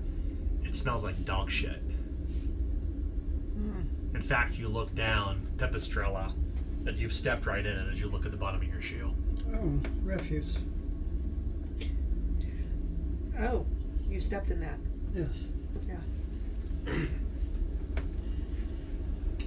I should have been watching my step. Who would have thought though that you would step in a big pile of dog poo out in the middle of this area? No, I normally would have been more careful in the city or on the outskirts, but out here, no, I wouldn't have expected such anything. It's probably not dog, it's probably wolves. Oh. Well, I'm suddenly less worried. Just be more worried, but Well, they might scare a little more easily unless you threaten them, and then they will eat your face off. Oh, well, normally, most dog or dog-like creatures I've met are only mean if they're taught to be. So, I'm not as scared of wolves as I am of dogs normally. You've never met a wolf, then? No, I haven't. I've seen lots of wolves and they've never bothered me. They tend to stay away, but they'll check on us. I think that's called coyotes. Apparently I've never been around a wolf either. Wolves are highly aggressive. But maybe I'm wrong. I don't know. I guess we'll find out. We will. Yeah. Usually. Or that was from a dog. I know nothing of the frontier. I guess I don't either. I don't know anything. I don't remember anything. I don't remember anything either. Well, Let's go to the tree. I'm in the same boat, as you could say, even though we're I far see- from the sea. There's a branch over there you can scrape your shoe off of. Yeah, she goes and tries to scrape her boot off, or whatever she's wearing. I don't even know what sort of shoes I'm wearing. Well,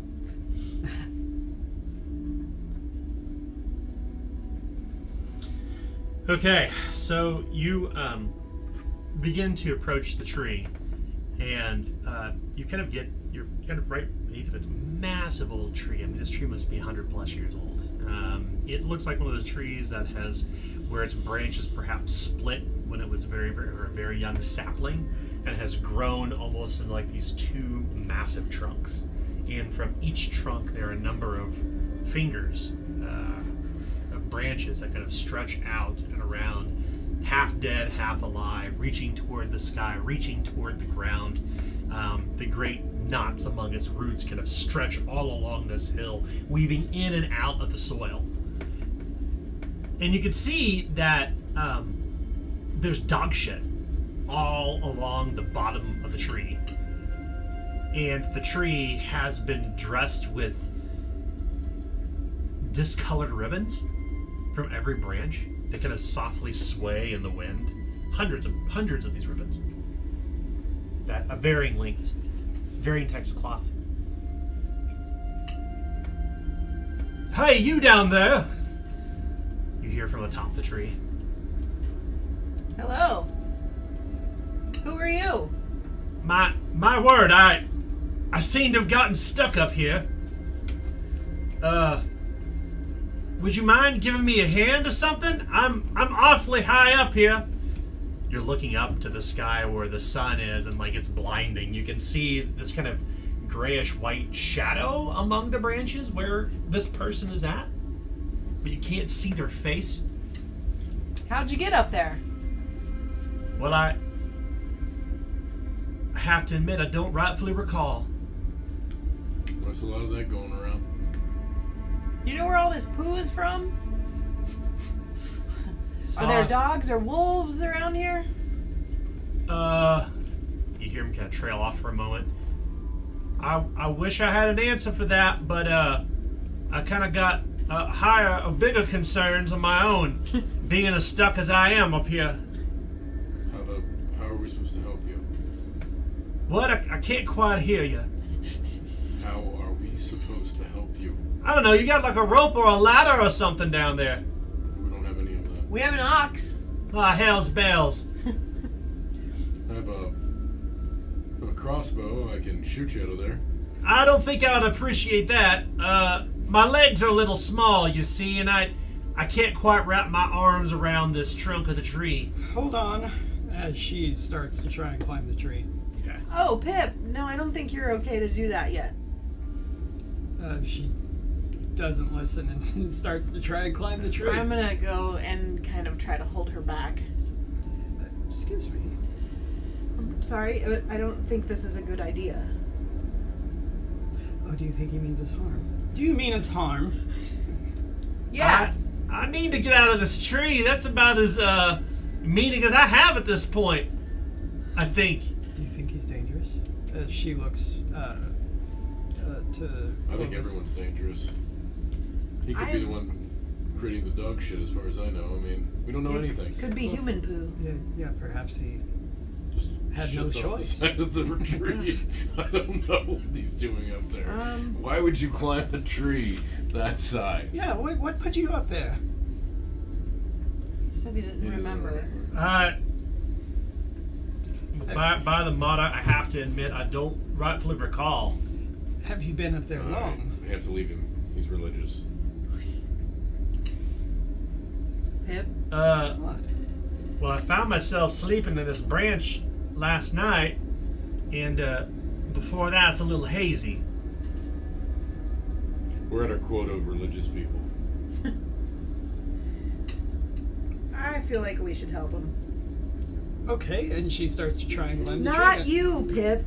You're still not right with it. Let me climb up this tree. I've got these, and I'm Ninja Turtle good at it. fingers. Ninja See Turtle opera. fingers. That's her fingers. Got she it. shows. Turtle fingers. Okay, You see it? all right. These claws are made for climbing, and that's what I'll get you. Okay, You're gonna clamber up the tree. I'm gonna clamber up the tree. I'm gonna make a trivial athletics test. If you critically fail this, you're gonna fall from the top. Cool. If you fail, you just suffer some peril. Did you say trivial? Trivial athletics, yes. 70 to 60. Tree lots of branches. And I got 34. Nice. You begin climbing up, and God, this light is stinging your eyes. Your eyes are watering. You're getting closer and closer, and then you get to almost the tippity top of the tree where the other branch splits off, and you can see this man who's clinging to dear life around this branch, and whereas your hands almost fit around the trunk, his hands fit maybe a quarter of the way around. He's like white. Yeah, knuckling he's it. judging by this, he's a gangly looking person with ruddy skin, and he's black of hair, and he's just clinging to the tree like a scared animal. He turns toward you, and as he turns toward you, you can see he has mismatched eyes. Some of his teeth are missing. Oh my word. I can't rightfully get down. You mind giving me a hand off this branch? My legs are a little too short. Can I? Is there something I can do to kind of suss him out? Sure. Roll a scrutinize test. This test will be standard. Scrutinize. Doober-doober-doo. 50 to succeed. 13. He's dressed very plainly. It doesn't make any. There's no rhyme or reason why he'd be in the top of this tree. It doesn't make any sense whatsoever. But he's there, and he's clinging for dear life, and he's covered in his own sweat, like he's been sweating, Okay. like trying not to slip and fall. I'm gonna. What he doesn't realize is there's a big white branch underneath of him that he could have simply, were he as tall as you, he could have simply stretched his leg down to reach. But for some reason, he's stuck in this kind of smaller knot of the tree above. I'm gonna get closer to him and I'm gonna say, climb onto my back and I'll take you down. Okay, like a backpack, he Like says. a backpack. And he kind of wraps his arms around your chest, and his legs dangle off the back of your back as you begin to climb down with him. It's going to be a challenging athletics test. Why does Tree Man sound like Edward Bloom from Big Fish? Have you seen that? Mm-hmm. Do you know what I'm talking about? Mm-hmm. Challenging athletics. Yeah. So 30 to succeed. 89. Oh, you don't have any fortune points to re-roll. No. You get to the bottom of the tree, and it's pretty strenuous. As you suffer 8 physical peril. I'm good. As she comes down, you see this man who, by all accounts, is maybe all of 4'9". He has, his hair is dark and messy, these black kind of locks of hair flowing down over his back and his shoulders, imagine like hobbit hair. And he has these mismatched eyes and ruddy skin. he's the ugliest person you think you've ever seen in your entire life. He is terribly disheveled. There is dirt and soil underneath of his fingernails. His shoes are worn, like he's been traveling for some time. And he kind of like, he dusts himself off for a moment, and he has a short little mantle over his back. It's clearly,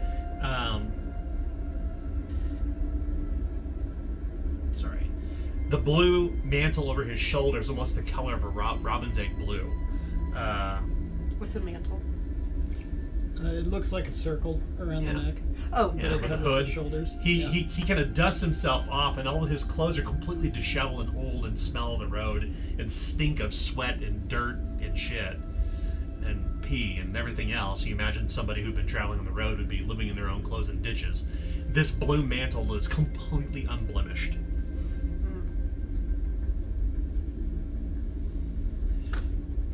Oh my goodness! I owe you. Thank you, he says as he kind of extends his hand out to extend his hand to you to shake your hand. you're welcome. Call me Puck. Puck. They do. I could have climbed up there to get you. I wouldn't have climbed up there to get you. What? I didn't stutter. What are you doing in the tree? He rubs his these long hairs of his beard have never kind of really grown in, so it's like a patchy beard. And he looks old, like his face is weathered and worn from the sun. I have to admit, Sirrah, I have not the foggiest. I was sleeping and had this dream that I was, Climbing a tree? yeah, like I was following this I don't know how to describe it, this animal. I think I might have met, I think like an animal from my youth. I think maybe like a monkey or something. And I was climbing the tree. What is a monkey? Well, looks a bit like this man here. No offense, of course, as he points toward Tama, but covered in fur and very, very small. A creature from the south. So a mini Toma. Yeah, but they don't quite use words. They chirp and bark and whatnot. Regardless, I was following this animal up the tree and it kept climbing, and it was like a dream. And then, lo and behold, the sun broke over the horizon, and I woke up, and I found myself in this tree. Well, where are you heading? I have to admit, I don't rightfully know. As I said, I was in the middle of a dream, and I just found myself in this place. Where are you coming from? You don't know that either? He kind of motions up with a stunted finger toward the top of the tree. But he doesn't break a smile. That's what he literally does. He looks perplexed. He looks confused. Do you know where you are? I think I'm in Galleon, but I can't rightfully be for sure. You're in the land of the dead, for sure. Oh my. The Red Death is all around you. Where do you come from? You don't even know that. He's kind of he looks like know that. Hold on, maybe we don't know that either. He looks like somebody who is having like a moment of high anxiety. Like he's flinching with every question and not really sure how to answer it. Is he nervous or just confused? He looks in the actual literal term, he is awestruck by this. His voice kind of goes low, and he says, I don't know.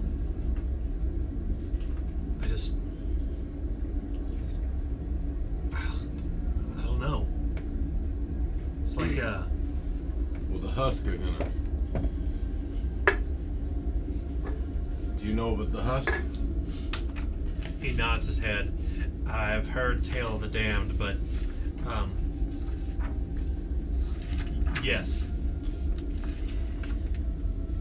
Well, we're traveling. Where do you think you're traveling? He doesn't know. You just are just gonna stay here, or what's your plan now? He kind of looks around.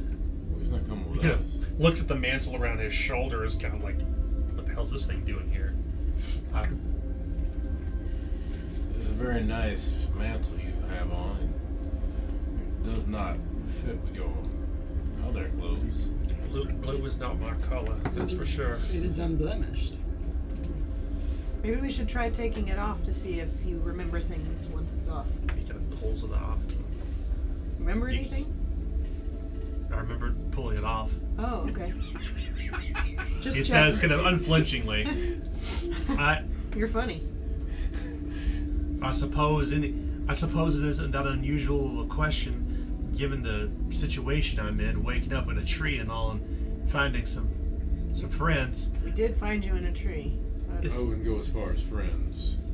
Where are you going? You coming to this tree? Well, as I said, you're not coming with us, so maybe you need to go find your monkey. I still don't know what that is. I do declare, I followed him all the way up the tree, and then he was gone in a dream, like he took upon a wing and fled into the night. Flying monkey. Huh. Well, we gotta go. Yeah, we're gonna go ahead and take off. Can I? He kind of moves his foot in the dirt like this, like a kid. He kind of crosses his arms behind his back, and he says, "I don't suppose you have anything to eat? I am rather famished and parched." We have some food. Yeah, Yeah. we have some We food can for give you. you some food. I don't know what I can Do we- give you in return. Pip, do we have enough to spare? Of course. Even if we didn't, we would only be going hungry for a little bit. Yeah, we can leave you with a little bit of food. Okay, that's good. Well, you were alive, right? I'm something, all right. Can we exchange some food for that mantle? Well, this is keeping my neck warm. I mean, it's I mean, ugly. It looks good on you. It's ugly. Let's be clear. I mean, blue is not my color, but I mean, it's a little chilly out, don't you think? Well, Yeah, it's fine. He can keep his mantle. I don't know. I'll look over at Pip. I kind of want the I mantle. don't know. I'll step to the side so that nobody can hear us. Do you think we should take him to small? I don't know. I'm still very confused that I know we have our allegiance to small. Or perhaps he can be of service to Small. Perhaps anything that he would owe us for bringing him to him, we could make him owe Small instead. That creature. Is it a man? Never seen anything with two colored eyes. Oh, it looks like a man and talks like a man. Yeah, just a very strange looking man. We take him as your responsibility. You're the one that likes people. Who said I like people? It's up to you. We leave him. I'm not about. I walk over What do you and think? join the conversation. I thought you came with us anyway. Oh, sorry. I was still with the dude. Okay. I thought you guys left, so I'm gonna walk over and be like, "What are you guys talking about?" Should we take that thing or? He's looking down at his shoe as he just stepped in shit and is kind of like grabbing a stick to scrape it off the bottom of the soles of his shoes that are worn through. We can't leave him in a shit pile. We can. I mean, we can, but This is Galleon. We can leave people anywhere we want. why don't we take him, and if something happens, we'll just throw him off the cart. You're You're gonna gain 3 corruption for that. That's worse than what I Be sure to write down 3 corruption on your character sheet. Oh, really? Yeah, I'm serious. I'm 100% serious. Okay, hold on. So corruption is the circle in the middle between Right, the order and chaos. which I have a number in there right now. You shouldn't. I It should should have been that wiped should at have the been- end. Yeah, from last game. Okay. Yeah, that's what I was saying. So 3. 3. That's what I'm saying. Yeah. We have to make a decision so that we don't get what you just got. I you know, like I said, never too early, never too late. I think if we left him here, he would be going to custodian too early. Yeah. I'm alright with taking them. But if for any reason he deserves it, then we should send it to him, as if he attacks us, if he tries. All right, Pip. Alright. But Puck, he says, is my name. He gives a short bow. Puck. Alright, Pip. Puck. Well, Pip no, is this my person. name is Pip Estrella. He may call me Pip. But That's what I was excuse saying. me. I was actually saying Why- all right to her. I'm so sorry. I didn't have the opportunity to even introduce myself to the two of you. I'm Puck. Hello, This Puck. is Pip Estrella. Yes. I call her Pip. So that wasn't to you. Well, You mentioned the motto earlier. yes. Pup Hook at your service. Puck Hook? Puck Hook. Wait, what? Yes, the motto. Did you just say Puck Hook? Hook or Huck? Puck Hook. I guess don't know what he said. Puck Hook? Puck Hook. Puck Hook. Okay. Puck it is. Well, yes, of course. I mean, my understanding is the people that you worship. Is that right? Not here. Not me. Gods are dead here. Well, that's mighty unfortunate. I do not believe that. He looks toward the sky like he's thinking it's going to fall on top of him.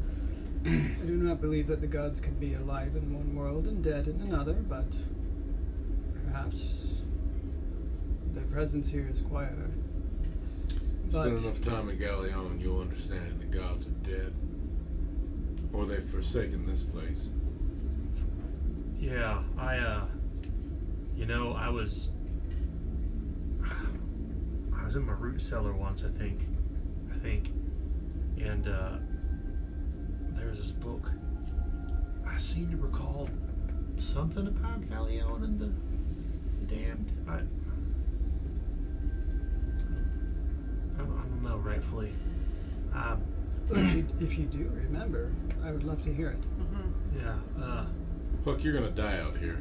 yeah, I'm gonna die of starvation, that's for sure. Hopefully I don't kill you with my boredom. So, unfortunately, I've been outvoted. And you can come with us. Oh, to your fire to eat. No. No, you can come with us on our adventure.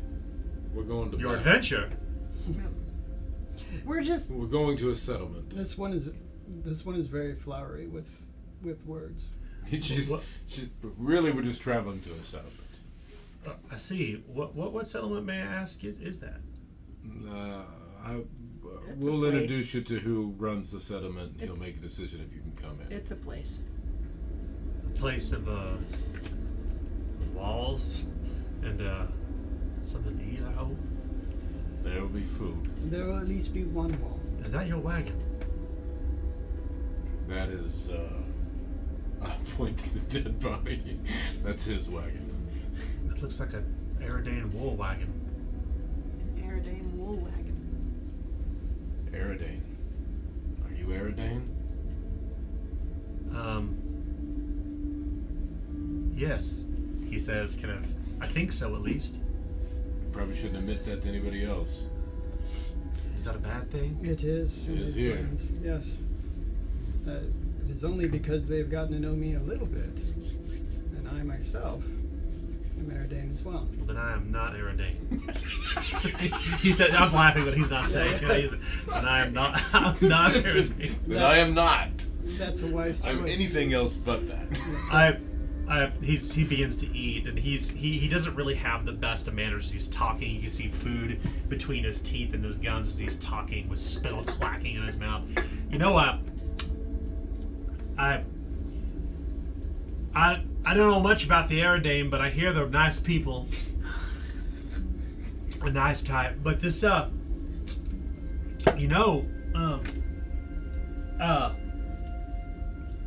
Really, most of the Aerodane are quite warlike. thus the wagon, he says. Well, No great surprise there. The gods of fire and iron they have. Yes. No offense, of course, if you follow your god of iron and fire. That is. Oh no, my god is not of iron nor fire. That's good. It is of death and harvest, dreams and prophecy. That sounds scary. Oh no, she is quite the opposite. Is she the one with the hood and the side of the skull face roaming around, reaping? Yes. I see, he says. You were in good company today. the final gift, as they call it. Yeah, gift is something, all right. I've seen the custodian's gardens before. The ones overgrown with white lilies. Yes.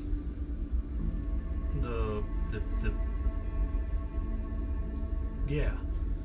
They're a beautiful sight to behold. I heard there's some in Galileo. I will keep an eye out for them. He nods. Well, may I call you a preacher?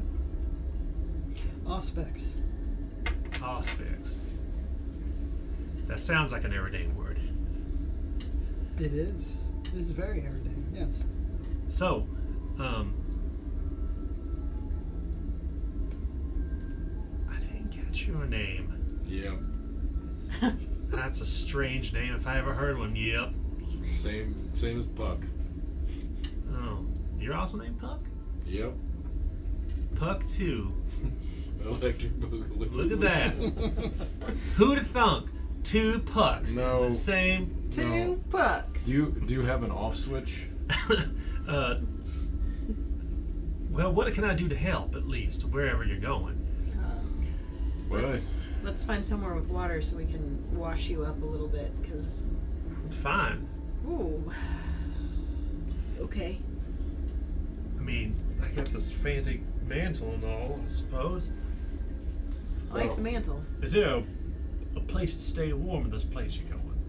Like Hopefully. If the leader lets you in, there will be. there's a leader. We already said this. Ah, I see. Okay. That's why I said you can travel with us, but you can't get into the place we're going unless the leader agrees to your So it's like a presence. So it's like a secret club. We have No. jackets. You wear raiments of your club. Members only. And you're adventurers? No, we're not. That's the name of your club, the Adventurers? You have fancy surf coats Yes. and everything? Yes. Oh, I see. I make jest, but honestly, So does she. I can't thank you enough. You need to keep thanking her. I was going to leave you in the tree. I'll keep thinking a little bit more about why I was in the tree. I identify as Moy. All right. Nor she or he. I see. Oh, that's right. Sorry. He nods, kind of. He does this with his thumb. Pipistrella looks at Pipistrella. You don't understand what it means, but it seems to indicate, even though it's not instill something, it seems to mean okay. He's like, We're good? I accept you. Says thumbs up, soldier. I accept you for who you are. It's a very strange gesture that none of you have seen before, but it But I doesn't. get it. It doesn't seem to distress Aspilicent by any means. You Not just- at all. Yeah, Very anachronistic. we're good. Yeah. He. Just keep picking I got up 2 of them. balls. All right, Puck Huck is really good at Buck hook? cleaning, Oh. so I can tend to the camp, I suppose. How many more days do you gotta get to where you're getting to? It's gonna be a little while. We got a map, and that's Yep. we don't know. Okay. Well, if there's anything Well, I can- actually, you do know. You're the only one that does know how long it's going to take. you're on the trail. Oh yeah, that's right. I do know.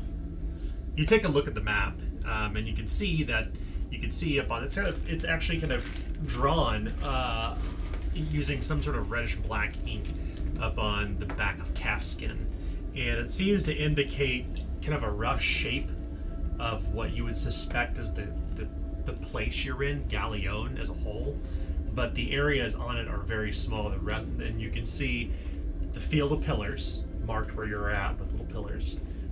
There's the hanging tree. And there's a place somewhere in the middle of the map called Poil. To the furthest west of the map, there is a star, and it's marked Ghent, Ghent. Which is the formal capital. So next is Poil. Let's go. What a curious name. Poil. that You mean say a anything word to like you? over and over like 3 times, it starts to sound really strange. Poil. The carriage begins to take off. Would you like to keep your same roles? Would you like to still be in the Trailblazer, the Yeah, Quartermaster, we'll and go for it, Scout? You have the opportunity whenever you stop and make camp to change roles if you wish. I'm digging mine. Well, you're really the only one that can do that. You're the superstar of that role. I like. I like it a lot. There's my sister. So, so to move from the hanging tree to Poil, you don't suspect it's going to be that far. A spell ascent. So, in order to begin travel, we need to pull up the caravan loop music. Sorry, guys. Put my ball bearing away. Okay.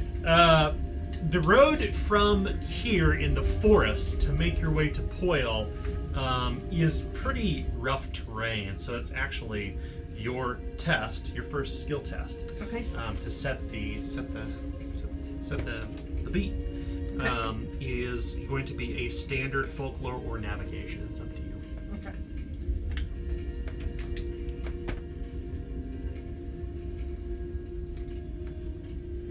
Uh, 39 to succeed. And 8. Nice. So success. That's good. Wow. Succeed. A hell of a roll. Well, the good thing is that you are once again going to find the best paths to travel. In fact, the further away from the hanging tree you get, the more regular the roads become. You can see bits and pieces of cobbled rock here and there poking up from above the soil, and you're passing among what appears to be abandoned farmlands. The homes have been long since razed. Not surprising, given that you know that there was a great war between the people and the Mercator dynasty here in Galleon, and left in the wake was death. But you're moving along what you suspect are roads that kind of pass through old farm fields, and there's not a soul in sight, none to be seen or found, save for Puck Huck, Okay. who's kind of hanging. He's sitting on the back of the trunks in the back of the cart. He's whistling to himself.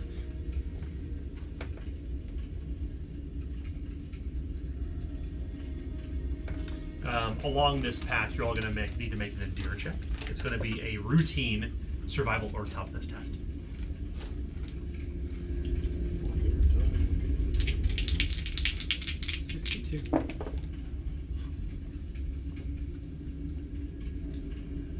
That's your first fill, isn't it? Oh no. Okay. Oh, critical. Critical what? Success. Oh, great. So the great thing is, since you critically succeeded, not only do you succeed, you can share your comfort with another character who failed their check. Like me. Yeah. How do you comfort Pipistrel all along the road? Pipistrella I'll give you a hint. Hugs? She seems to try to be hiding the fact that Puck's annoying her. Oh, okay. So I'll go shut him up with his whistling up to give you a moment of silence. I'll go talk to Puck Huck and When you start conversation with him, you do hear a sigh of relief. okay. As it was the whistling mainly that was getting on her nerves. Okay, I'll go talk to Puck Huck and Good. So for our quartermaster, it's going to be a routine, heal, or survival test. Okay. And that's for Epistrella. Okay. That will be 69. 26 success. Nice. Well, the good thing is you're not burning through more provisions, even though you're now rationing them to accommodate having another person among your company. You will not run dry of provisions before you reach there. It is clear, though, that whatever preparation Civil and whoever else helped him gather the foodstuffs, whoever quartermasters the camp being called Bastion, seem to have just enough to reach Poil. And then we need the final test from our scout. This is a routine awareness or stealth test. Alright, awareness 71. And that's a critical success. Nice! That's great. Not only have you managed to effectively keep everyone away from danger, you've actually positioned the group and set up the right amount of watches and just kind of like taking the high roads and working collectively together as you do in a journey to potentially get the jump on anybody should anything happen along the way. Somehow, miraculously, you make it to Poil. From where you're standing, it is once again it's nightfall, and surprisingly, as the roads became more regular along the way, you can see the shadow of something rise over the horizon. It is bathed in darkness, this vast black shadow. You can see what perhaps is the outline of a ruined settlement up at the top of a hill. There's a flash of lightning in the sky that frames the shadows of Poil. Not far from the city, at the base of a hill in the darkness, you can see a myriad of fires. You count them. 1, 2, 3, 7. 7 fires for the 7 remaining caravan. For the 7 remaining wagons. Simon and the Small Haters must have made it here. So they've not entered the city yet. No. let's go get it. As you reach your destination, fortune refreshes.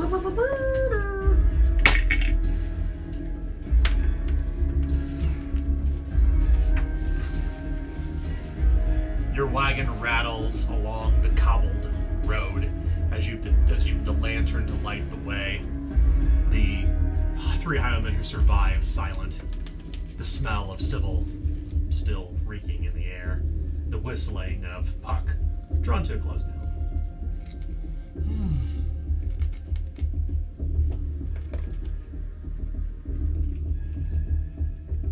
The smell of success. Civil. It's the smell of success. So we need to meet with Small.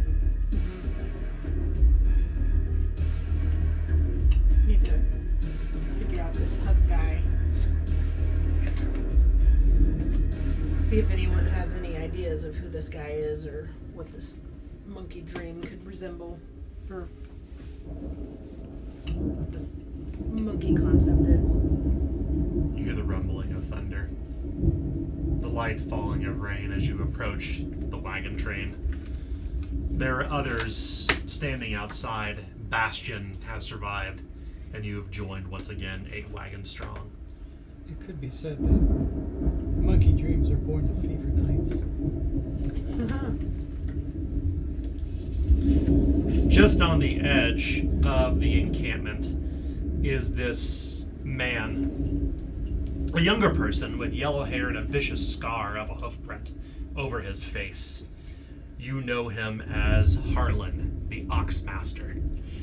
He's carrying a Kaiser blade, and with him are the 3 bushwhackers.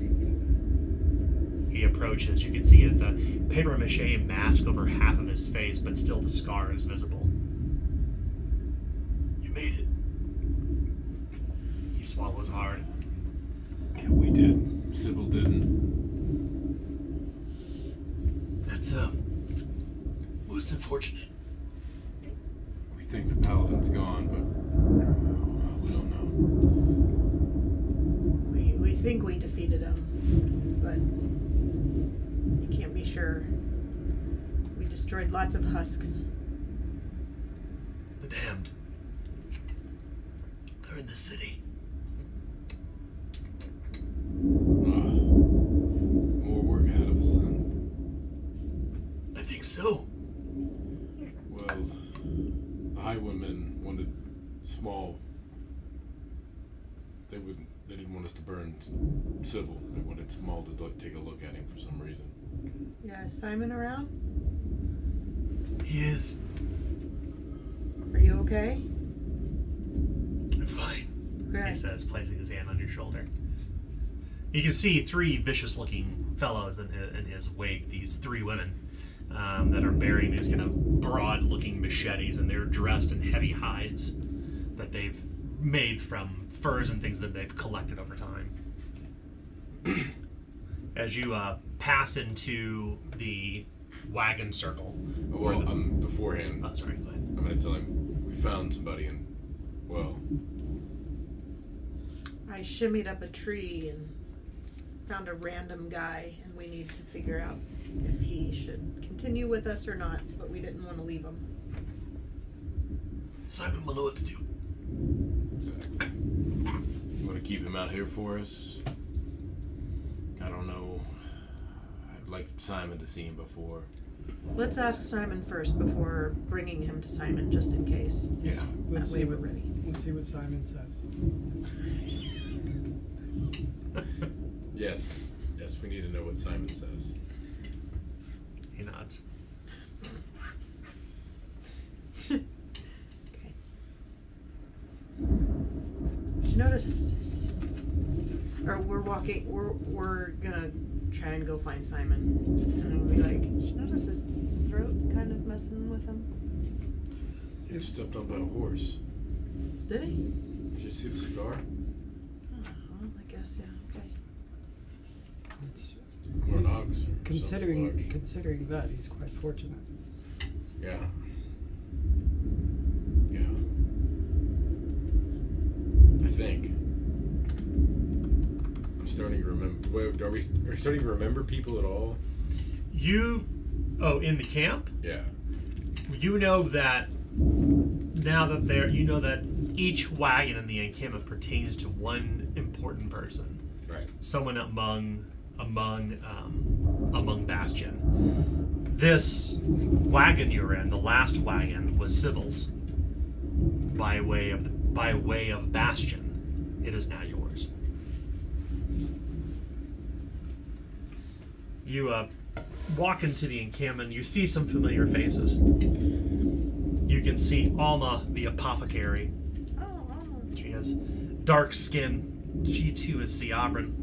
hi, Alma. She has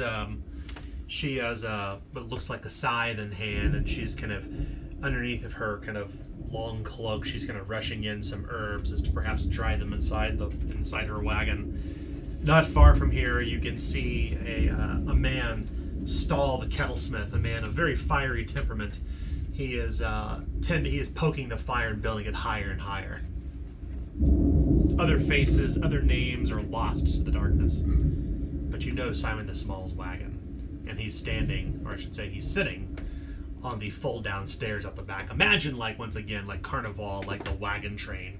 Like, he's sitting in the, like, everyone lives inside the wagons. And Simon the Small is sitting on the fold-down stairs, covered head to toe in these kind of gray, off-color bandages. He wears the face, he wears a metal mask over his face. If you've ever seen Kingdom of Heaven, it looks kind of like that. Except you can see there's eye holes and a mouth hole underneath of it, I should say. Alright. You've made it, he says. Most of us. He stands up, grabbing a cane. You think to yourself, Epistelicent, that's new. He walks over. One of his hands is completely bandaged, even his fingers. We lost Sybil and 3 highwaymen. He nods. I'll look at them. We think. Let's go to the fire. Gone. We can talk more. Okay. It's been a long road, he says. Yeah. He leans in and gives each of you a hug.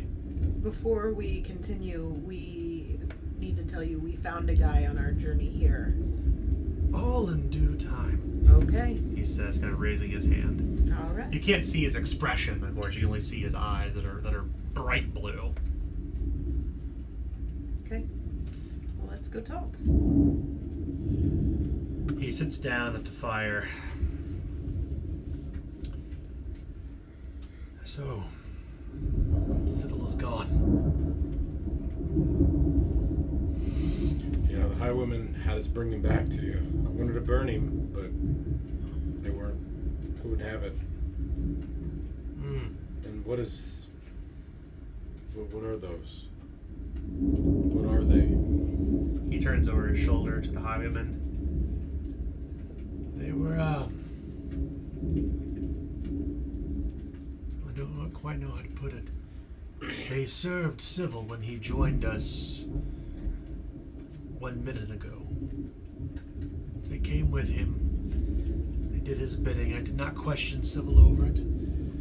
He trusted them, and they seemingly trusted him as well. Okay. They will bring us no harm. They have kept you safe so far. Tell me what happened with the Brass Paladin. Well, he wanted to talk. What did he say? Not much. Good. He didn't have much to say beyond that. He had no quarrel with us and that he was after you. Basically, yeah. Once he said he was coming for you, Tomas and I just decided to shoot. I see. It's been a long road. He has pursued us since we came together. Miss Bilson, show him what you have. From my shirt. Shink. So we think he's no more.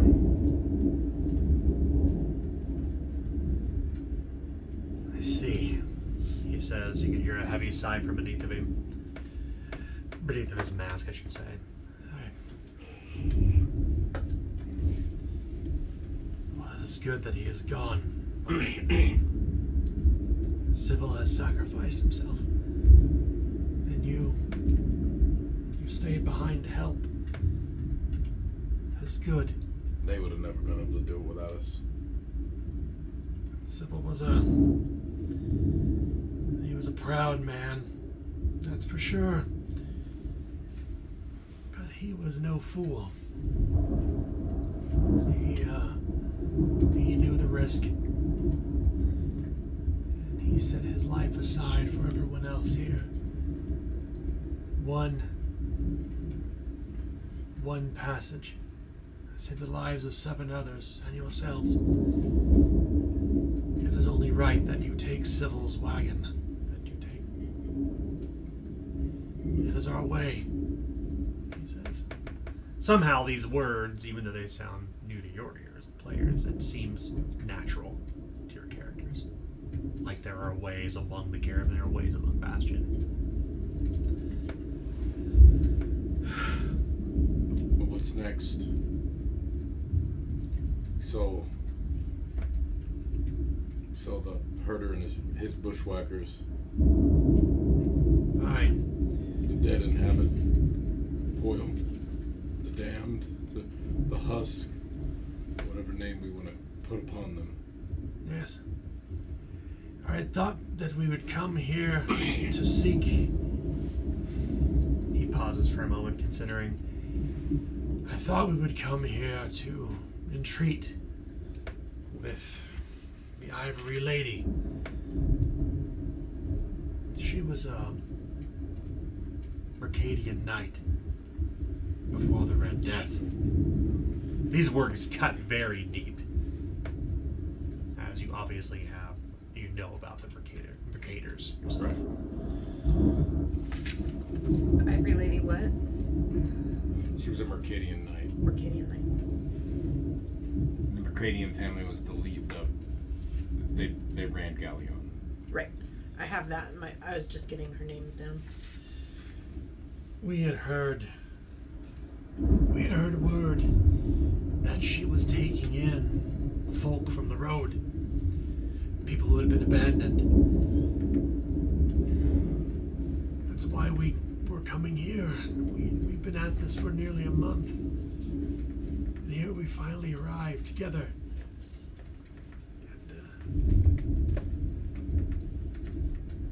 In the broad daylight when we arrived, we found all along the road crucifixes raised high with the bodies of the dead hanging from it, still in pain, writhing, left until Malhalma turned them to dust. But such is the Red Death that it does not let go of those who linger. The corpses still writhe at the crucifixes. We thought at first to take them down, but we don't want to provoke whatever gods live here. Among them, though, we found her. We found her crown and her body. She'd become one with the damned, writhing upon it. Could be seen as a duty to give them peace. What peace would one find to be condemned to such a hellish plain? Yes, I think Pip means to release them with the glens of fire. You know the ways of the learner, and that is not our way. But as for you, it's a different story. I know of the ways of the learner, but the learner is no influence over me, more so than the custodian. We've no domain over the dead. We are keepers of knowledge, teachers, secrets. Oh, I see. Okay, you were saying that he was a follower of the learner. Okay. That's why he didn't burn the bodies. But I knew if you were to come, and I felt in my heart of hearts that you would survive, that you would know best what to do.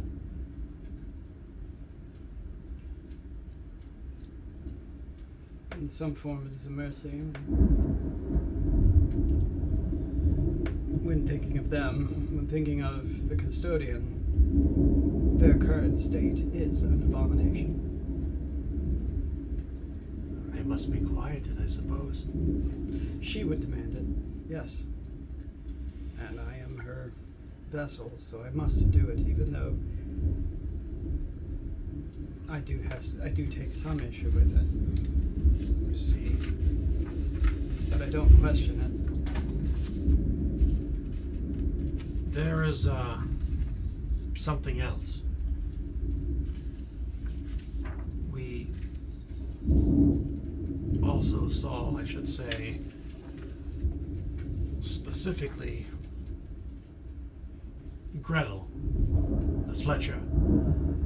She entered into Poil yesterday, and she said she found, or at least sighted, the Ivory Lady's manse. She also said that the damned wander the street, but they do not approach the manse.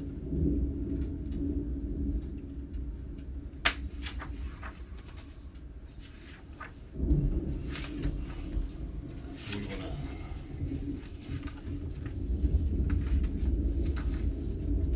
Wanna go get the crown? Or the manse? A fortress. The Ivory Lady's fortress you saw in the daylight. So we don't think there's any dead within the walls. I have to speak more to Gretel about that. But we need to get into the walls. We need walls. To keep us safe. Simon nods. It will not survive without them.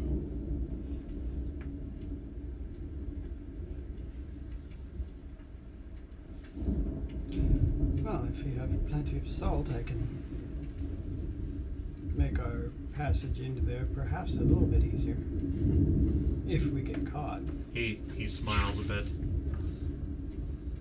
Salt? Simon inquires. We use all of it to prepare the meat for your journey. He motions with his hand that's been completely bandaged over toward the shadow where you can see the lancing of lightning in the sky and the shadow of the city beyond it. There we will find what we need. Yes, yes, you can make salt out of the soma. I have soma.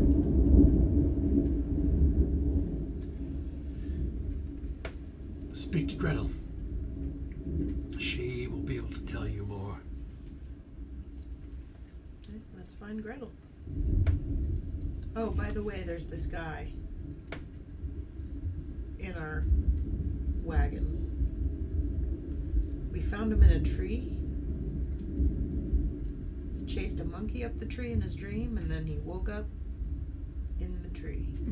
He says he doesn't remember anything, which His name is Puck Huck. unfortunately fits with us, but not so much with you. That, You might want to meet him. If he doesn't fit, we can send him on his way, but can't leave the living. There's so few of us. tell him he's welcome at our fire. It would be unbecoming of us to leave someone abandoned and I'm sure you don't want to look him over beforehand. He's an oddball. aren't we all? I will suss him out. Not this odd. It's good that you brought him, though. To your point, there are so few of us left, and with the passage of civil, well, you know our way. Anyone who comes to the camp must pull their weight. They must do that duty. He says he'll do that. Says he's good at cleaning. I don't know what that Just means. not himself. Yes, not himself. Oh, and he has this really nice mantle. Wait, what's it called? Mantle. Okay. I don't know if it's relevant, but he has it on him. Well, I'll know to spy him, I suppose, among the camp. He's There's not many of blue. us. You can't miss him. It's like a big laser pointer. What is his name? What? Oh, it's a thing that I had a dream about. It's just, creates a light, and you can see it really bright, and I feel like that's kind of laser pointer. It reminded me of a robin's egg. Oh, yeah, that's a better analogy or word. Cracked over his head. Donned like a helmet. His name is Puck Huck. Alliteration. It is. I think it's made up as much as his monkey story. Well, tell him he's welcome in our camp, and I will speak with this Puck. As you wish. As for what is to happen now,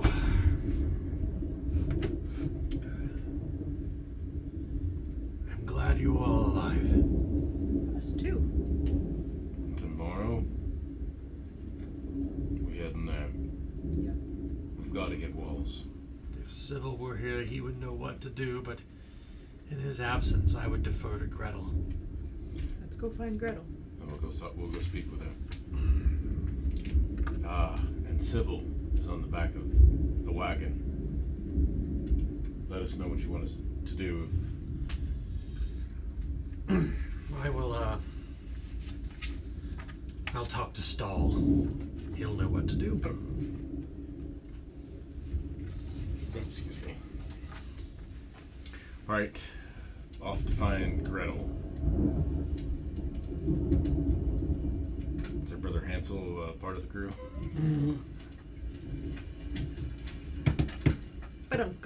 On the edge, or I should say, among the wagons that have circled around, are pretty large, like 50 yards out. I mean, they're pretty spread out. They're not like back to back to back to back. You have plenty of room for the oxen to graze a bit of the grass, but near a campfire, you find Gretel near her wagon. She's unmistakable, even in the darkness. Her hair has been kissed by fire. It is red upon red upon red, and she turns with these kind of striking silver eyes. She's very patient. She stands. I am so glad you've come. You made it. One smile. Her hair is cropped close on one side and kind of hangs over the other. It's kind of jagged along the back. Not all of us were so lucky. We did leave some few highwaymen and 3 to be exact, and Sybil is no more. But we all made it. Bastion made it. Sybil is. He's dead. He did not make it. She spits on the ground. Is that a good thing or a bad thing? It is good that he is gone. She smiles, returning to her pleasant self. So, I'm glad to hear that you are alive. To see you here, I did not know what to expect, honestly. What's the plan? We need to get to the manse, is what Small had said. He said he thinks that you might have the best plan to get us there. She laughs.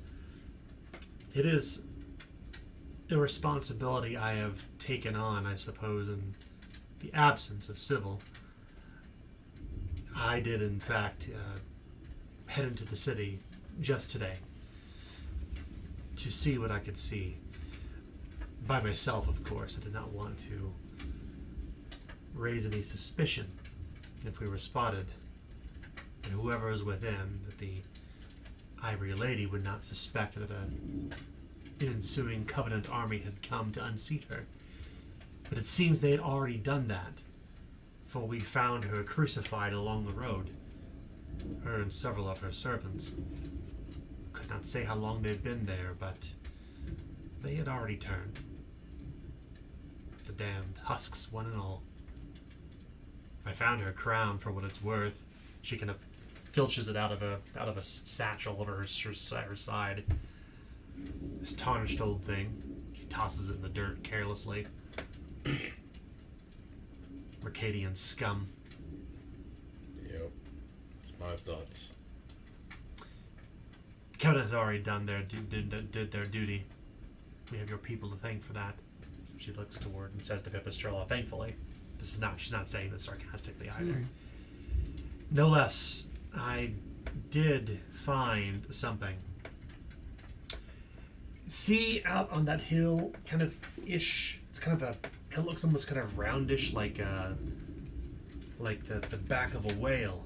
She kind of moves her hand like this. That is the stronghold where I think the Ivory Lady had been keeping. She's no castle, but there's walls. she nods. The Ivory Lady kept a fine domain, as I come to understand it, but the street was, well, as you can suspect, the damned wandered there. I suspect the people who once lived here. How many? 5, 10, all amid the streets I counted. I spent a few hours outside of Poil just kind of reconnoitering the rim. That's what I found. But curiously enough, they did not wander near the Ivory Lady's pants. Well, it said they tend to do what they did in life. Maybe they weren't welcome there, so they don't go. Yes, that's one. That's Theory. one idea, at least. I suspect something different, though. Something's in there. Something of interest to you, Pipistrella. Something that would deter them? Yes. I had seen a boulevard. And along that boulevard was this series of gates, but curiously, the gates still stood. I don't know how or why, but they stood. And on either side of the gate was, best to describe it as a threshold. There are these engraved carvings of a man and a woman on either end, and their arms reached across the top of the threshold as to touch one another. It looked religious, or something. But I also saw something else. There was the wall behind a stable had collapsed. And then I saw people wandering around the courtyard. The people? The dam did not seem to go near the threshold, the gates outside this courtyard, but they were, there's maybe 2, 3 inside, I think, wandering about. And they must have come in from behind the stable, where the wall had fallen. So This place had been pounded by catapults at some point. Perhaps there was a ward of some sort, much like my assault does temporarily. Perhaps one of more permanent nature. A threshold, or something like that. Yes. So we need to rebuild the wall. do we have anybody who can do that?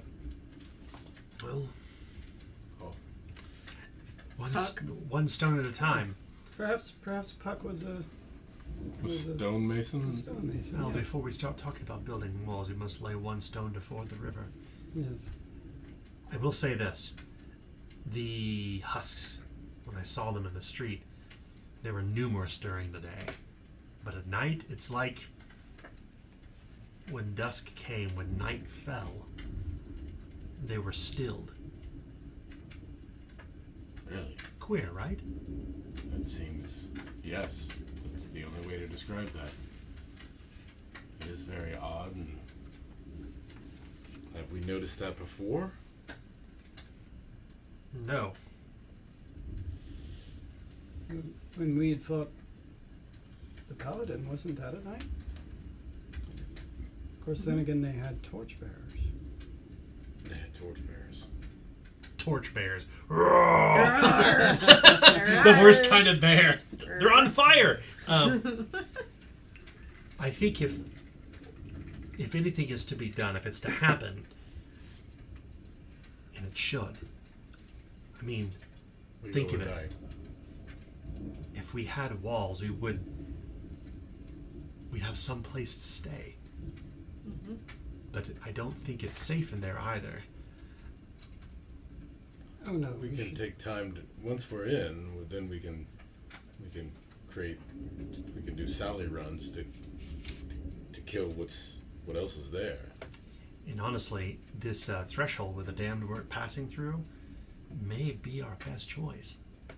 They won't know. They don't approach that boulevard ever. The place is like surrounded by 4 boulevards.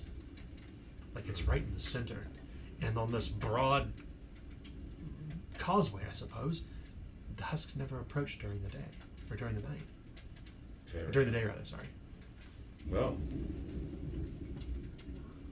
I think we have a plan. At least we can test that plan out. You just arrived. I mean, surely you want rest.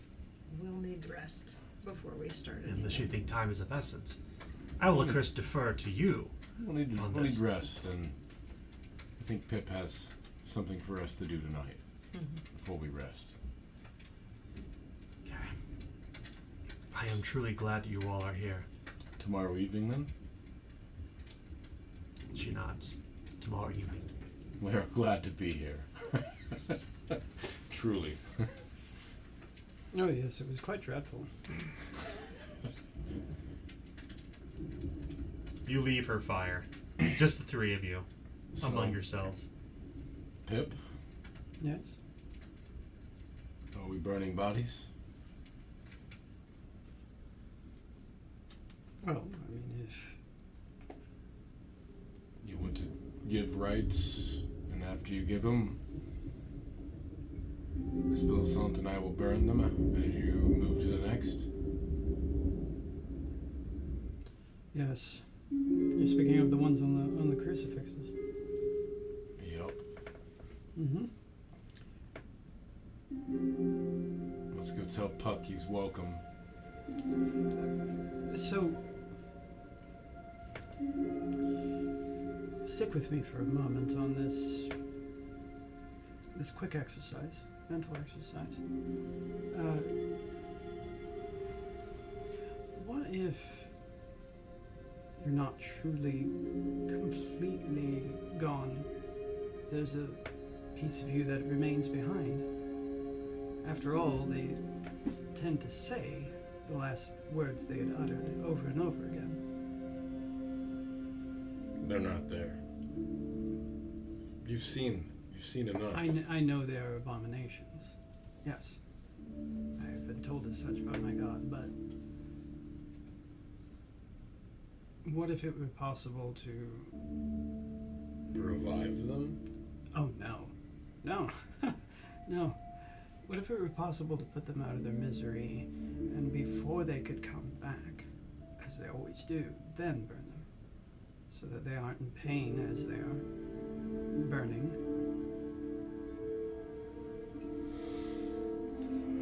I'm just ready to burn them. I don't think about it. Unless it spills up. If they're trapped on crucifixes, though, I just Light the figured it would be something that we might be able to do. I was just gonna light the crucifix on fire. Let that burn too. Mm-hmm. I'm with Clovis. Alright. But you're the... What is it again that your name is? Which? Pipistrella. No, the... What? Oh, it starts with an A or an O. Auspex. Auspex. Yeah. I hope to one day become an augur.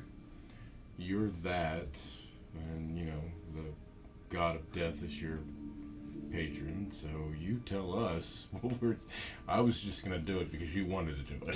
What the god tells, or at least told those that wrote it down before me, is that they are abominations and they must be disposed of. There's this pulling in the back of my head, though, that wonders if they are still somewhat there, and they can feel pain.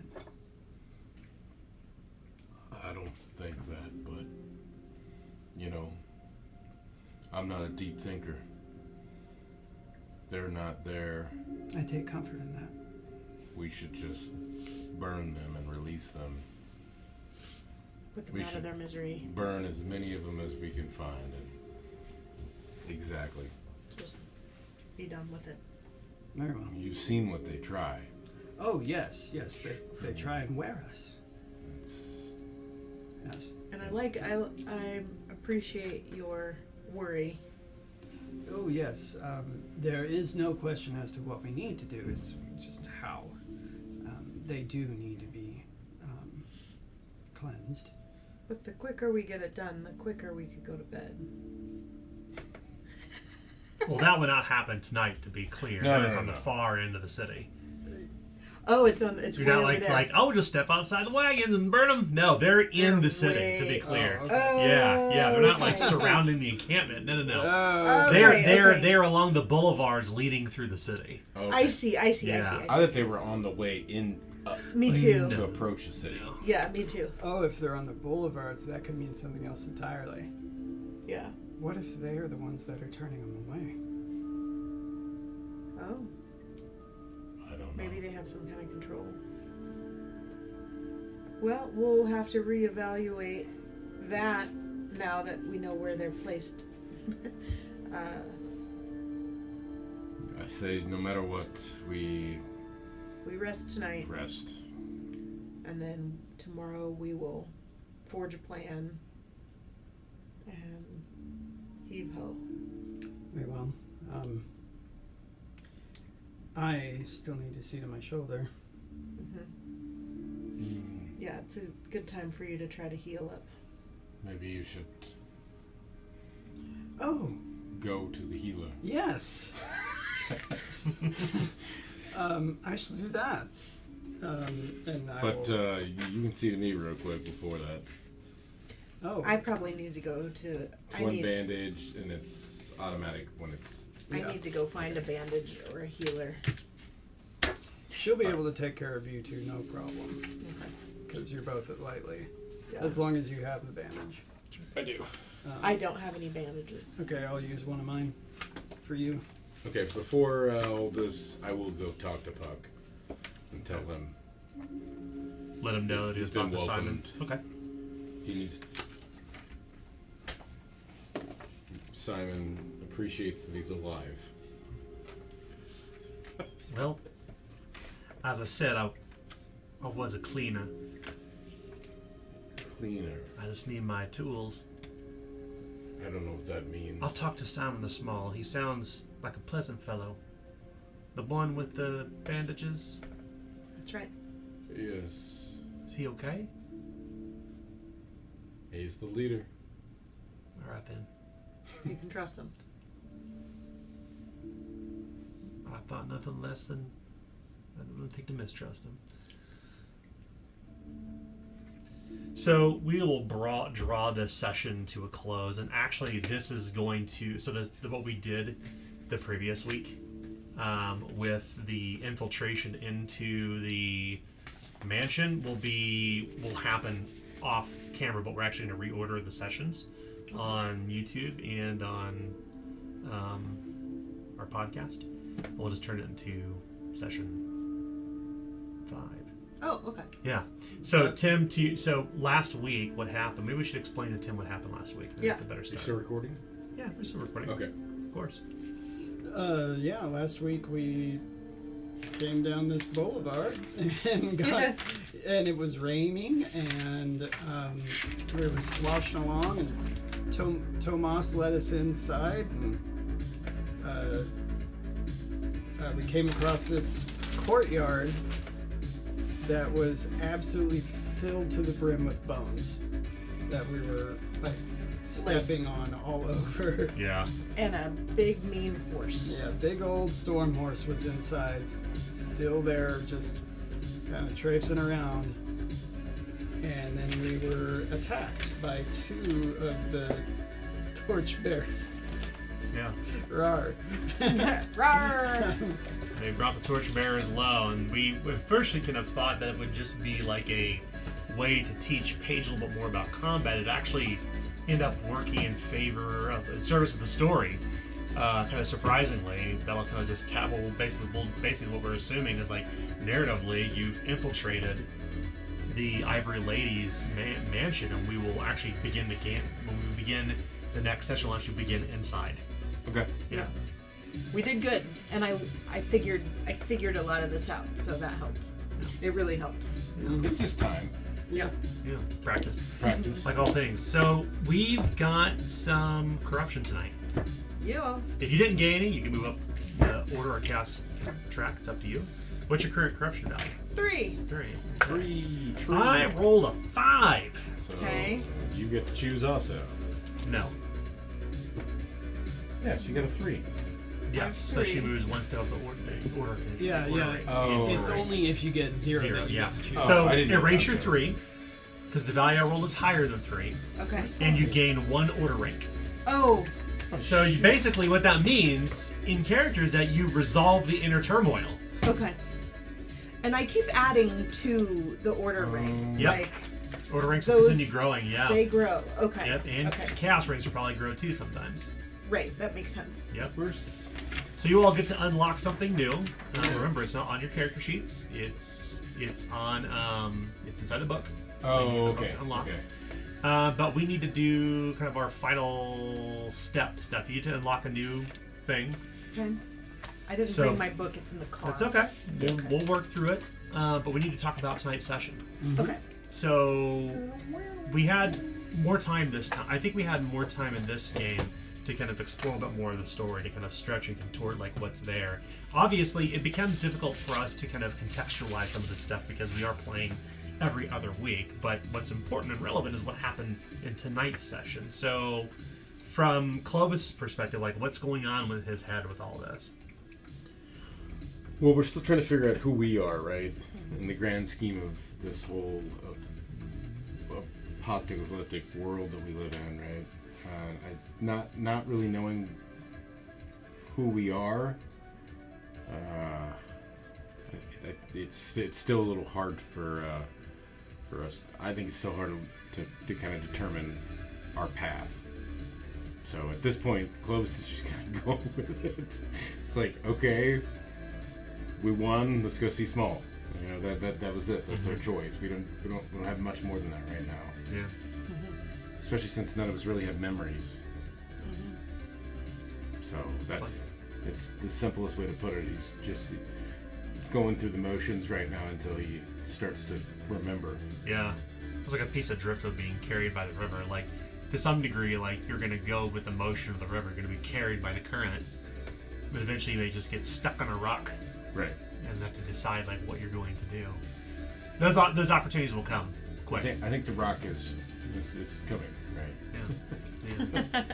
The rock says, you better slow your damn roll. It's the rock. Archer's eyebrow. Oh. .gif. What about Adam? What about Pipistrella? So yeah, she is feeling the presence of her God guiding her to do things that she doesn't understand. Like for instance, she like had this pole that was like, you need to put a stone that was used for building into his mouth, into Sybil's mouth. And she didn't quite understand it at the time. And then she's also trying to deal with like the fact that she's in a place where most people don't like her for you know who she is. She's an Eredane, and she's from Aglador, and so just trying to coincide that with also like she didn't quite remember how, but felt like she could have gotten some answers from the paladin, but didn't really get any. Yeah. And That's right. She's looking for her. She did remember last time that she's looking for her father, who was last sent through Galleon. And so she remembered that much at least, and so she's trying to piece this together. Something was weird with the blue. Like she kind of remembered the blue robin egg like as some sort of important family color, but couldn't remember exactly who it was or anything. So she didn't say anything at the time, but she kind of remembered that and was like, this is weird. And so she's struggling with like all these things coming in and not knowing why, but remembering that these things are important. So one of those things that's like, okay, I don't know why I'm doing this, but she'll know a little bit more is for the thing I'm unlocking, it's going to be last rites, which the reagent is a brick set between the teeth of someone who's dead. And so even though she didn't actually cast that spell, she will now know it, and if it's successful, they cannot be raised from the dead by magical or supernatural means. Nice. So Good. that's what I'm taking. So finally, Aspillicent.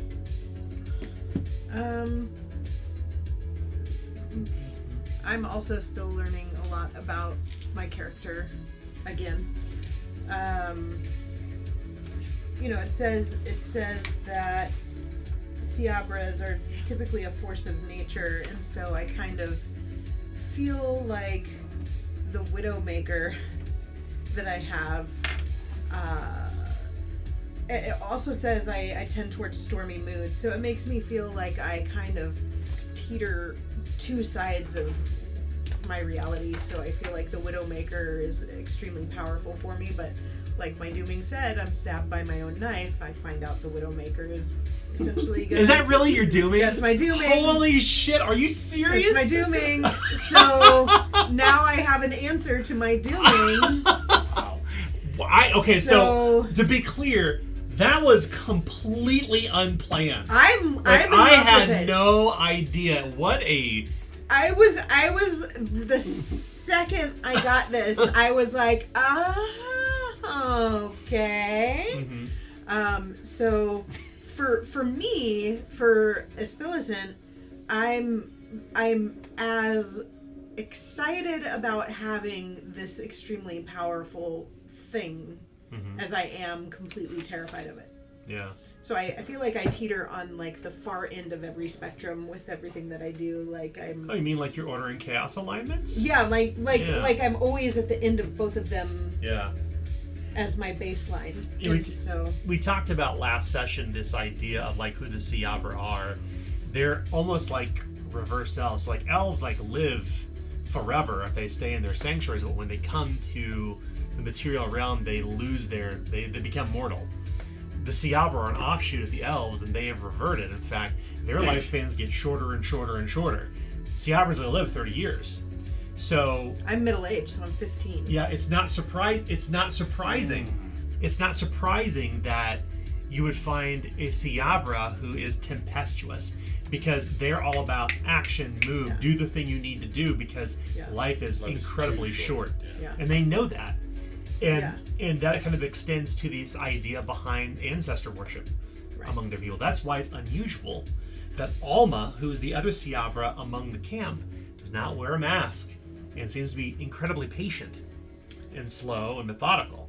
So it'll be interesting to see how your characterization of Aspillicent, the Ciabra, and what you decide to do beyond the paper.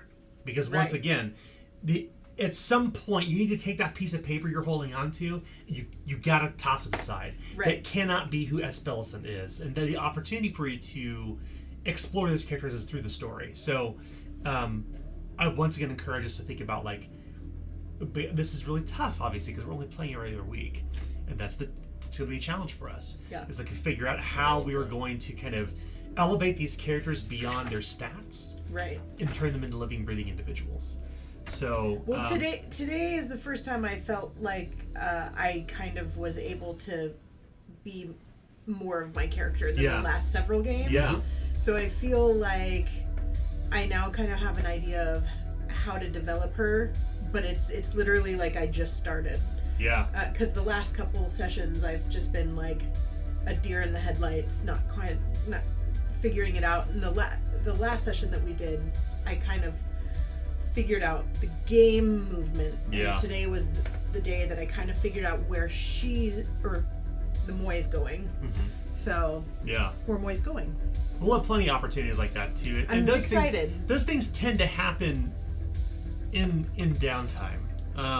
One thing we used to do, I'm thinking back campaigns ago, is that the fire became the place to explore our characters. Like, this time when people would talk about they would kind of, in character, kind of help to kind of understand who they're playing and who they're interacting with. And I think that they're having a home base is going to allow us to do that. Yeah.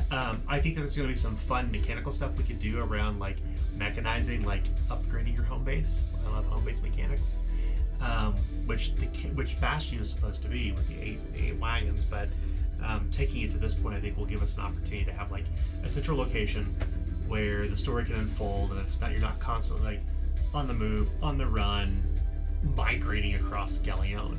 Right. But whatever happens from here is up to you. When I said earlier, like, you know, there's this kind of like, it's not a railroad, but it's like we've had this river, and the currents can take you different ways, and it's kind of led you to here. So now our responsibility, like being that we're gaming every week, is like figure out what we want to do. And I think a lot of that's going to happen through just kind of understanding who our characters are. There's going to be plenty of conflict in Poil in this place, regardless. But I'm looking forward to it. I'm looking forward to Nick returning too. So guys, too bad you missed tonight. Yeah. But It was nice to kind of discover Spillicent a little bit tonight. yeah, Because I think this is the first. I'm not lying. I think this is the first time I actually was able to start figuring her out. that's good. That's good. And lots of notes, so I'm in a mode now. Yeah. Cool. Well, we'll continue next week when Nick's back. I don't want to miss a Bye, session. guys. Bye. Bye, thank you. Bye. Oh, I'm Bye. saying goodbye. Goodbye. Bye. Bye. Goodbye. Goodbye. Oh, Bye. bye bye. Bye. Hey there, viewers. If you like what you're seeing, take the next step. Head on over to our Patreon, where we create content for Zweihander and other games. Just go to grimandperilous.com and click on the Patreon button. Thanks.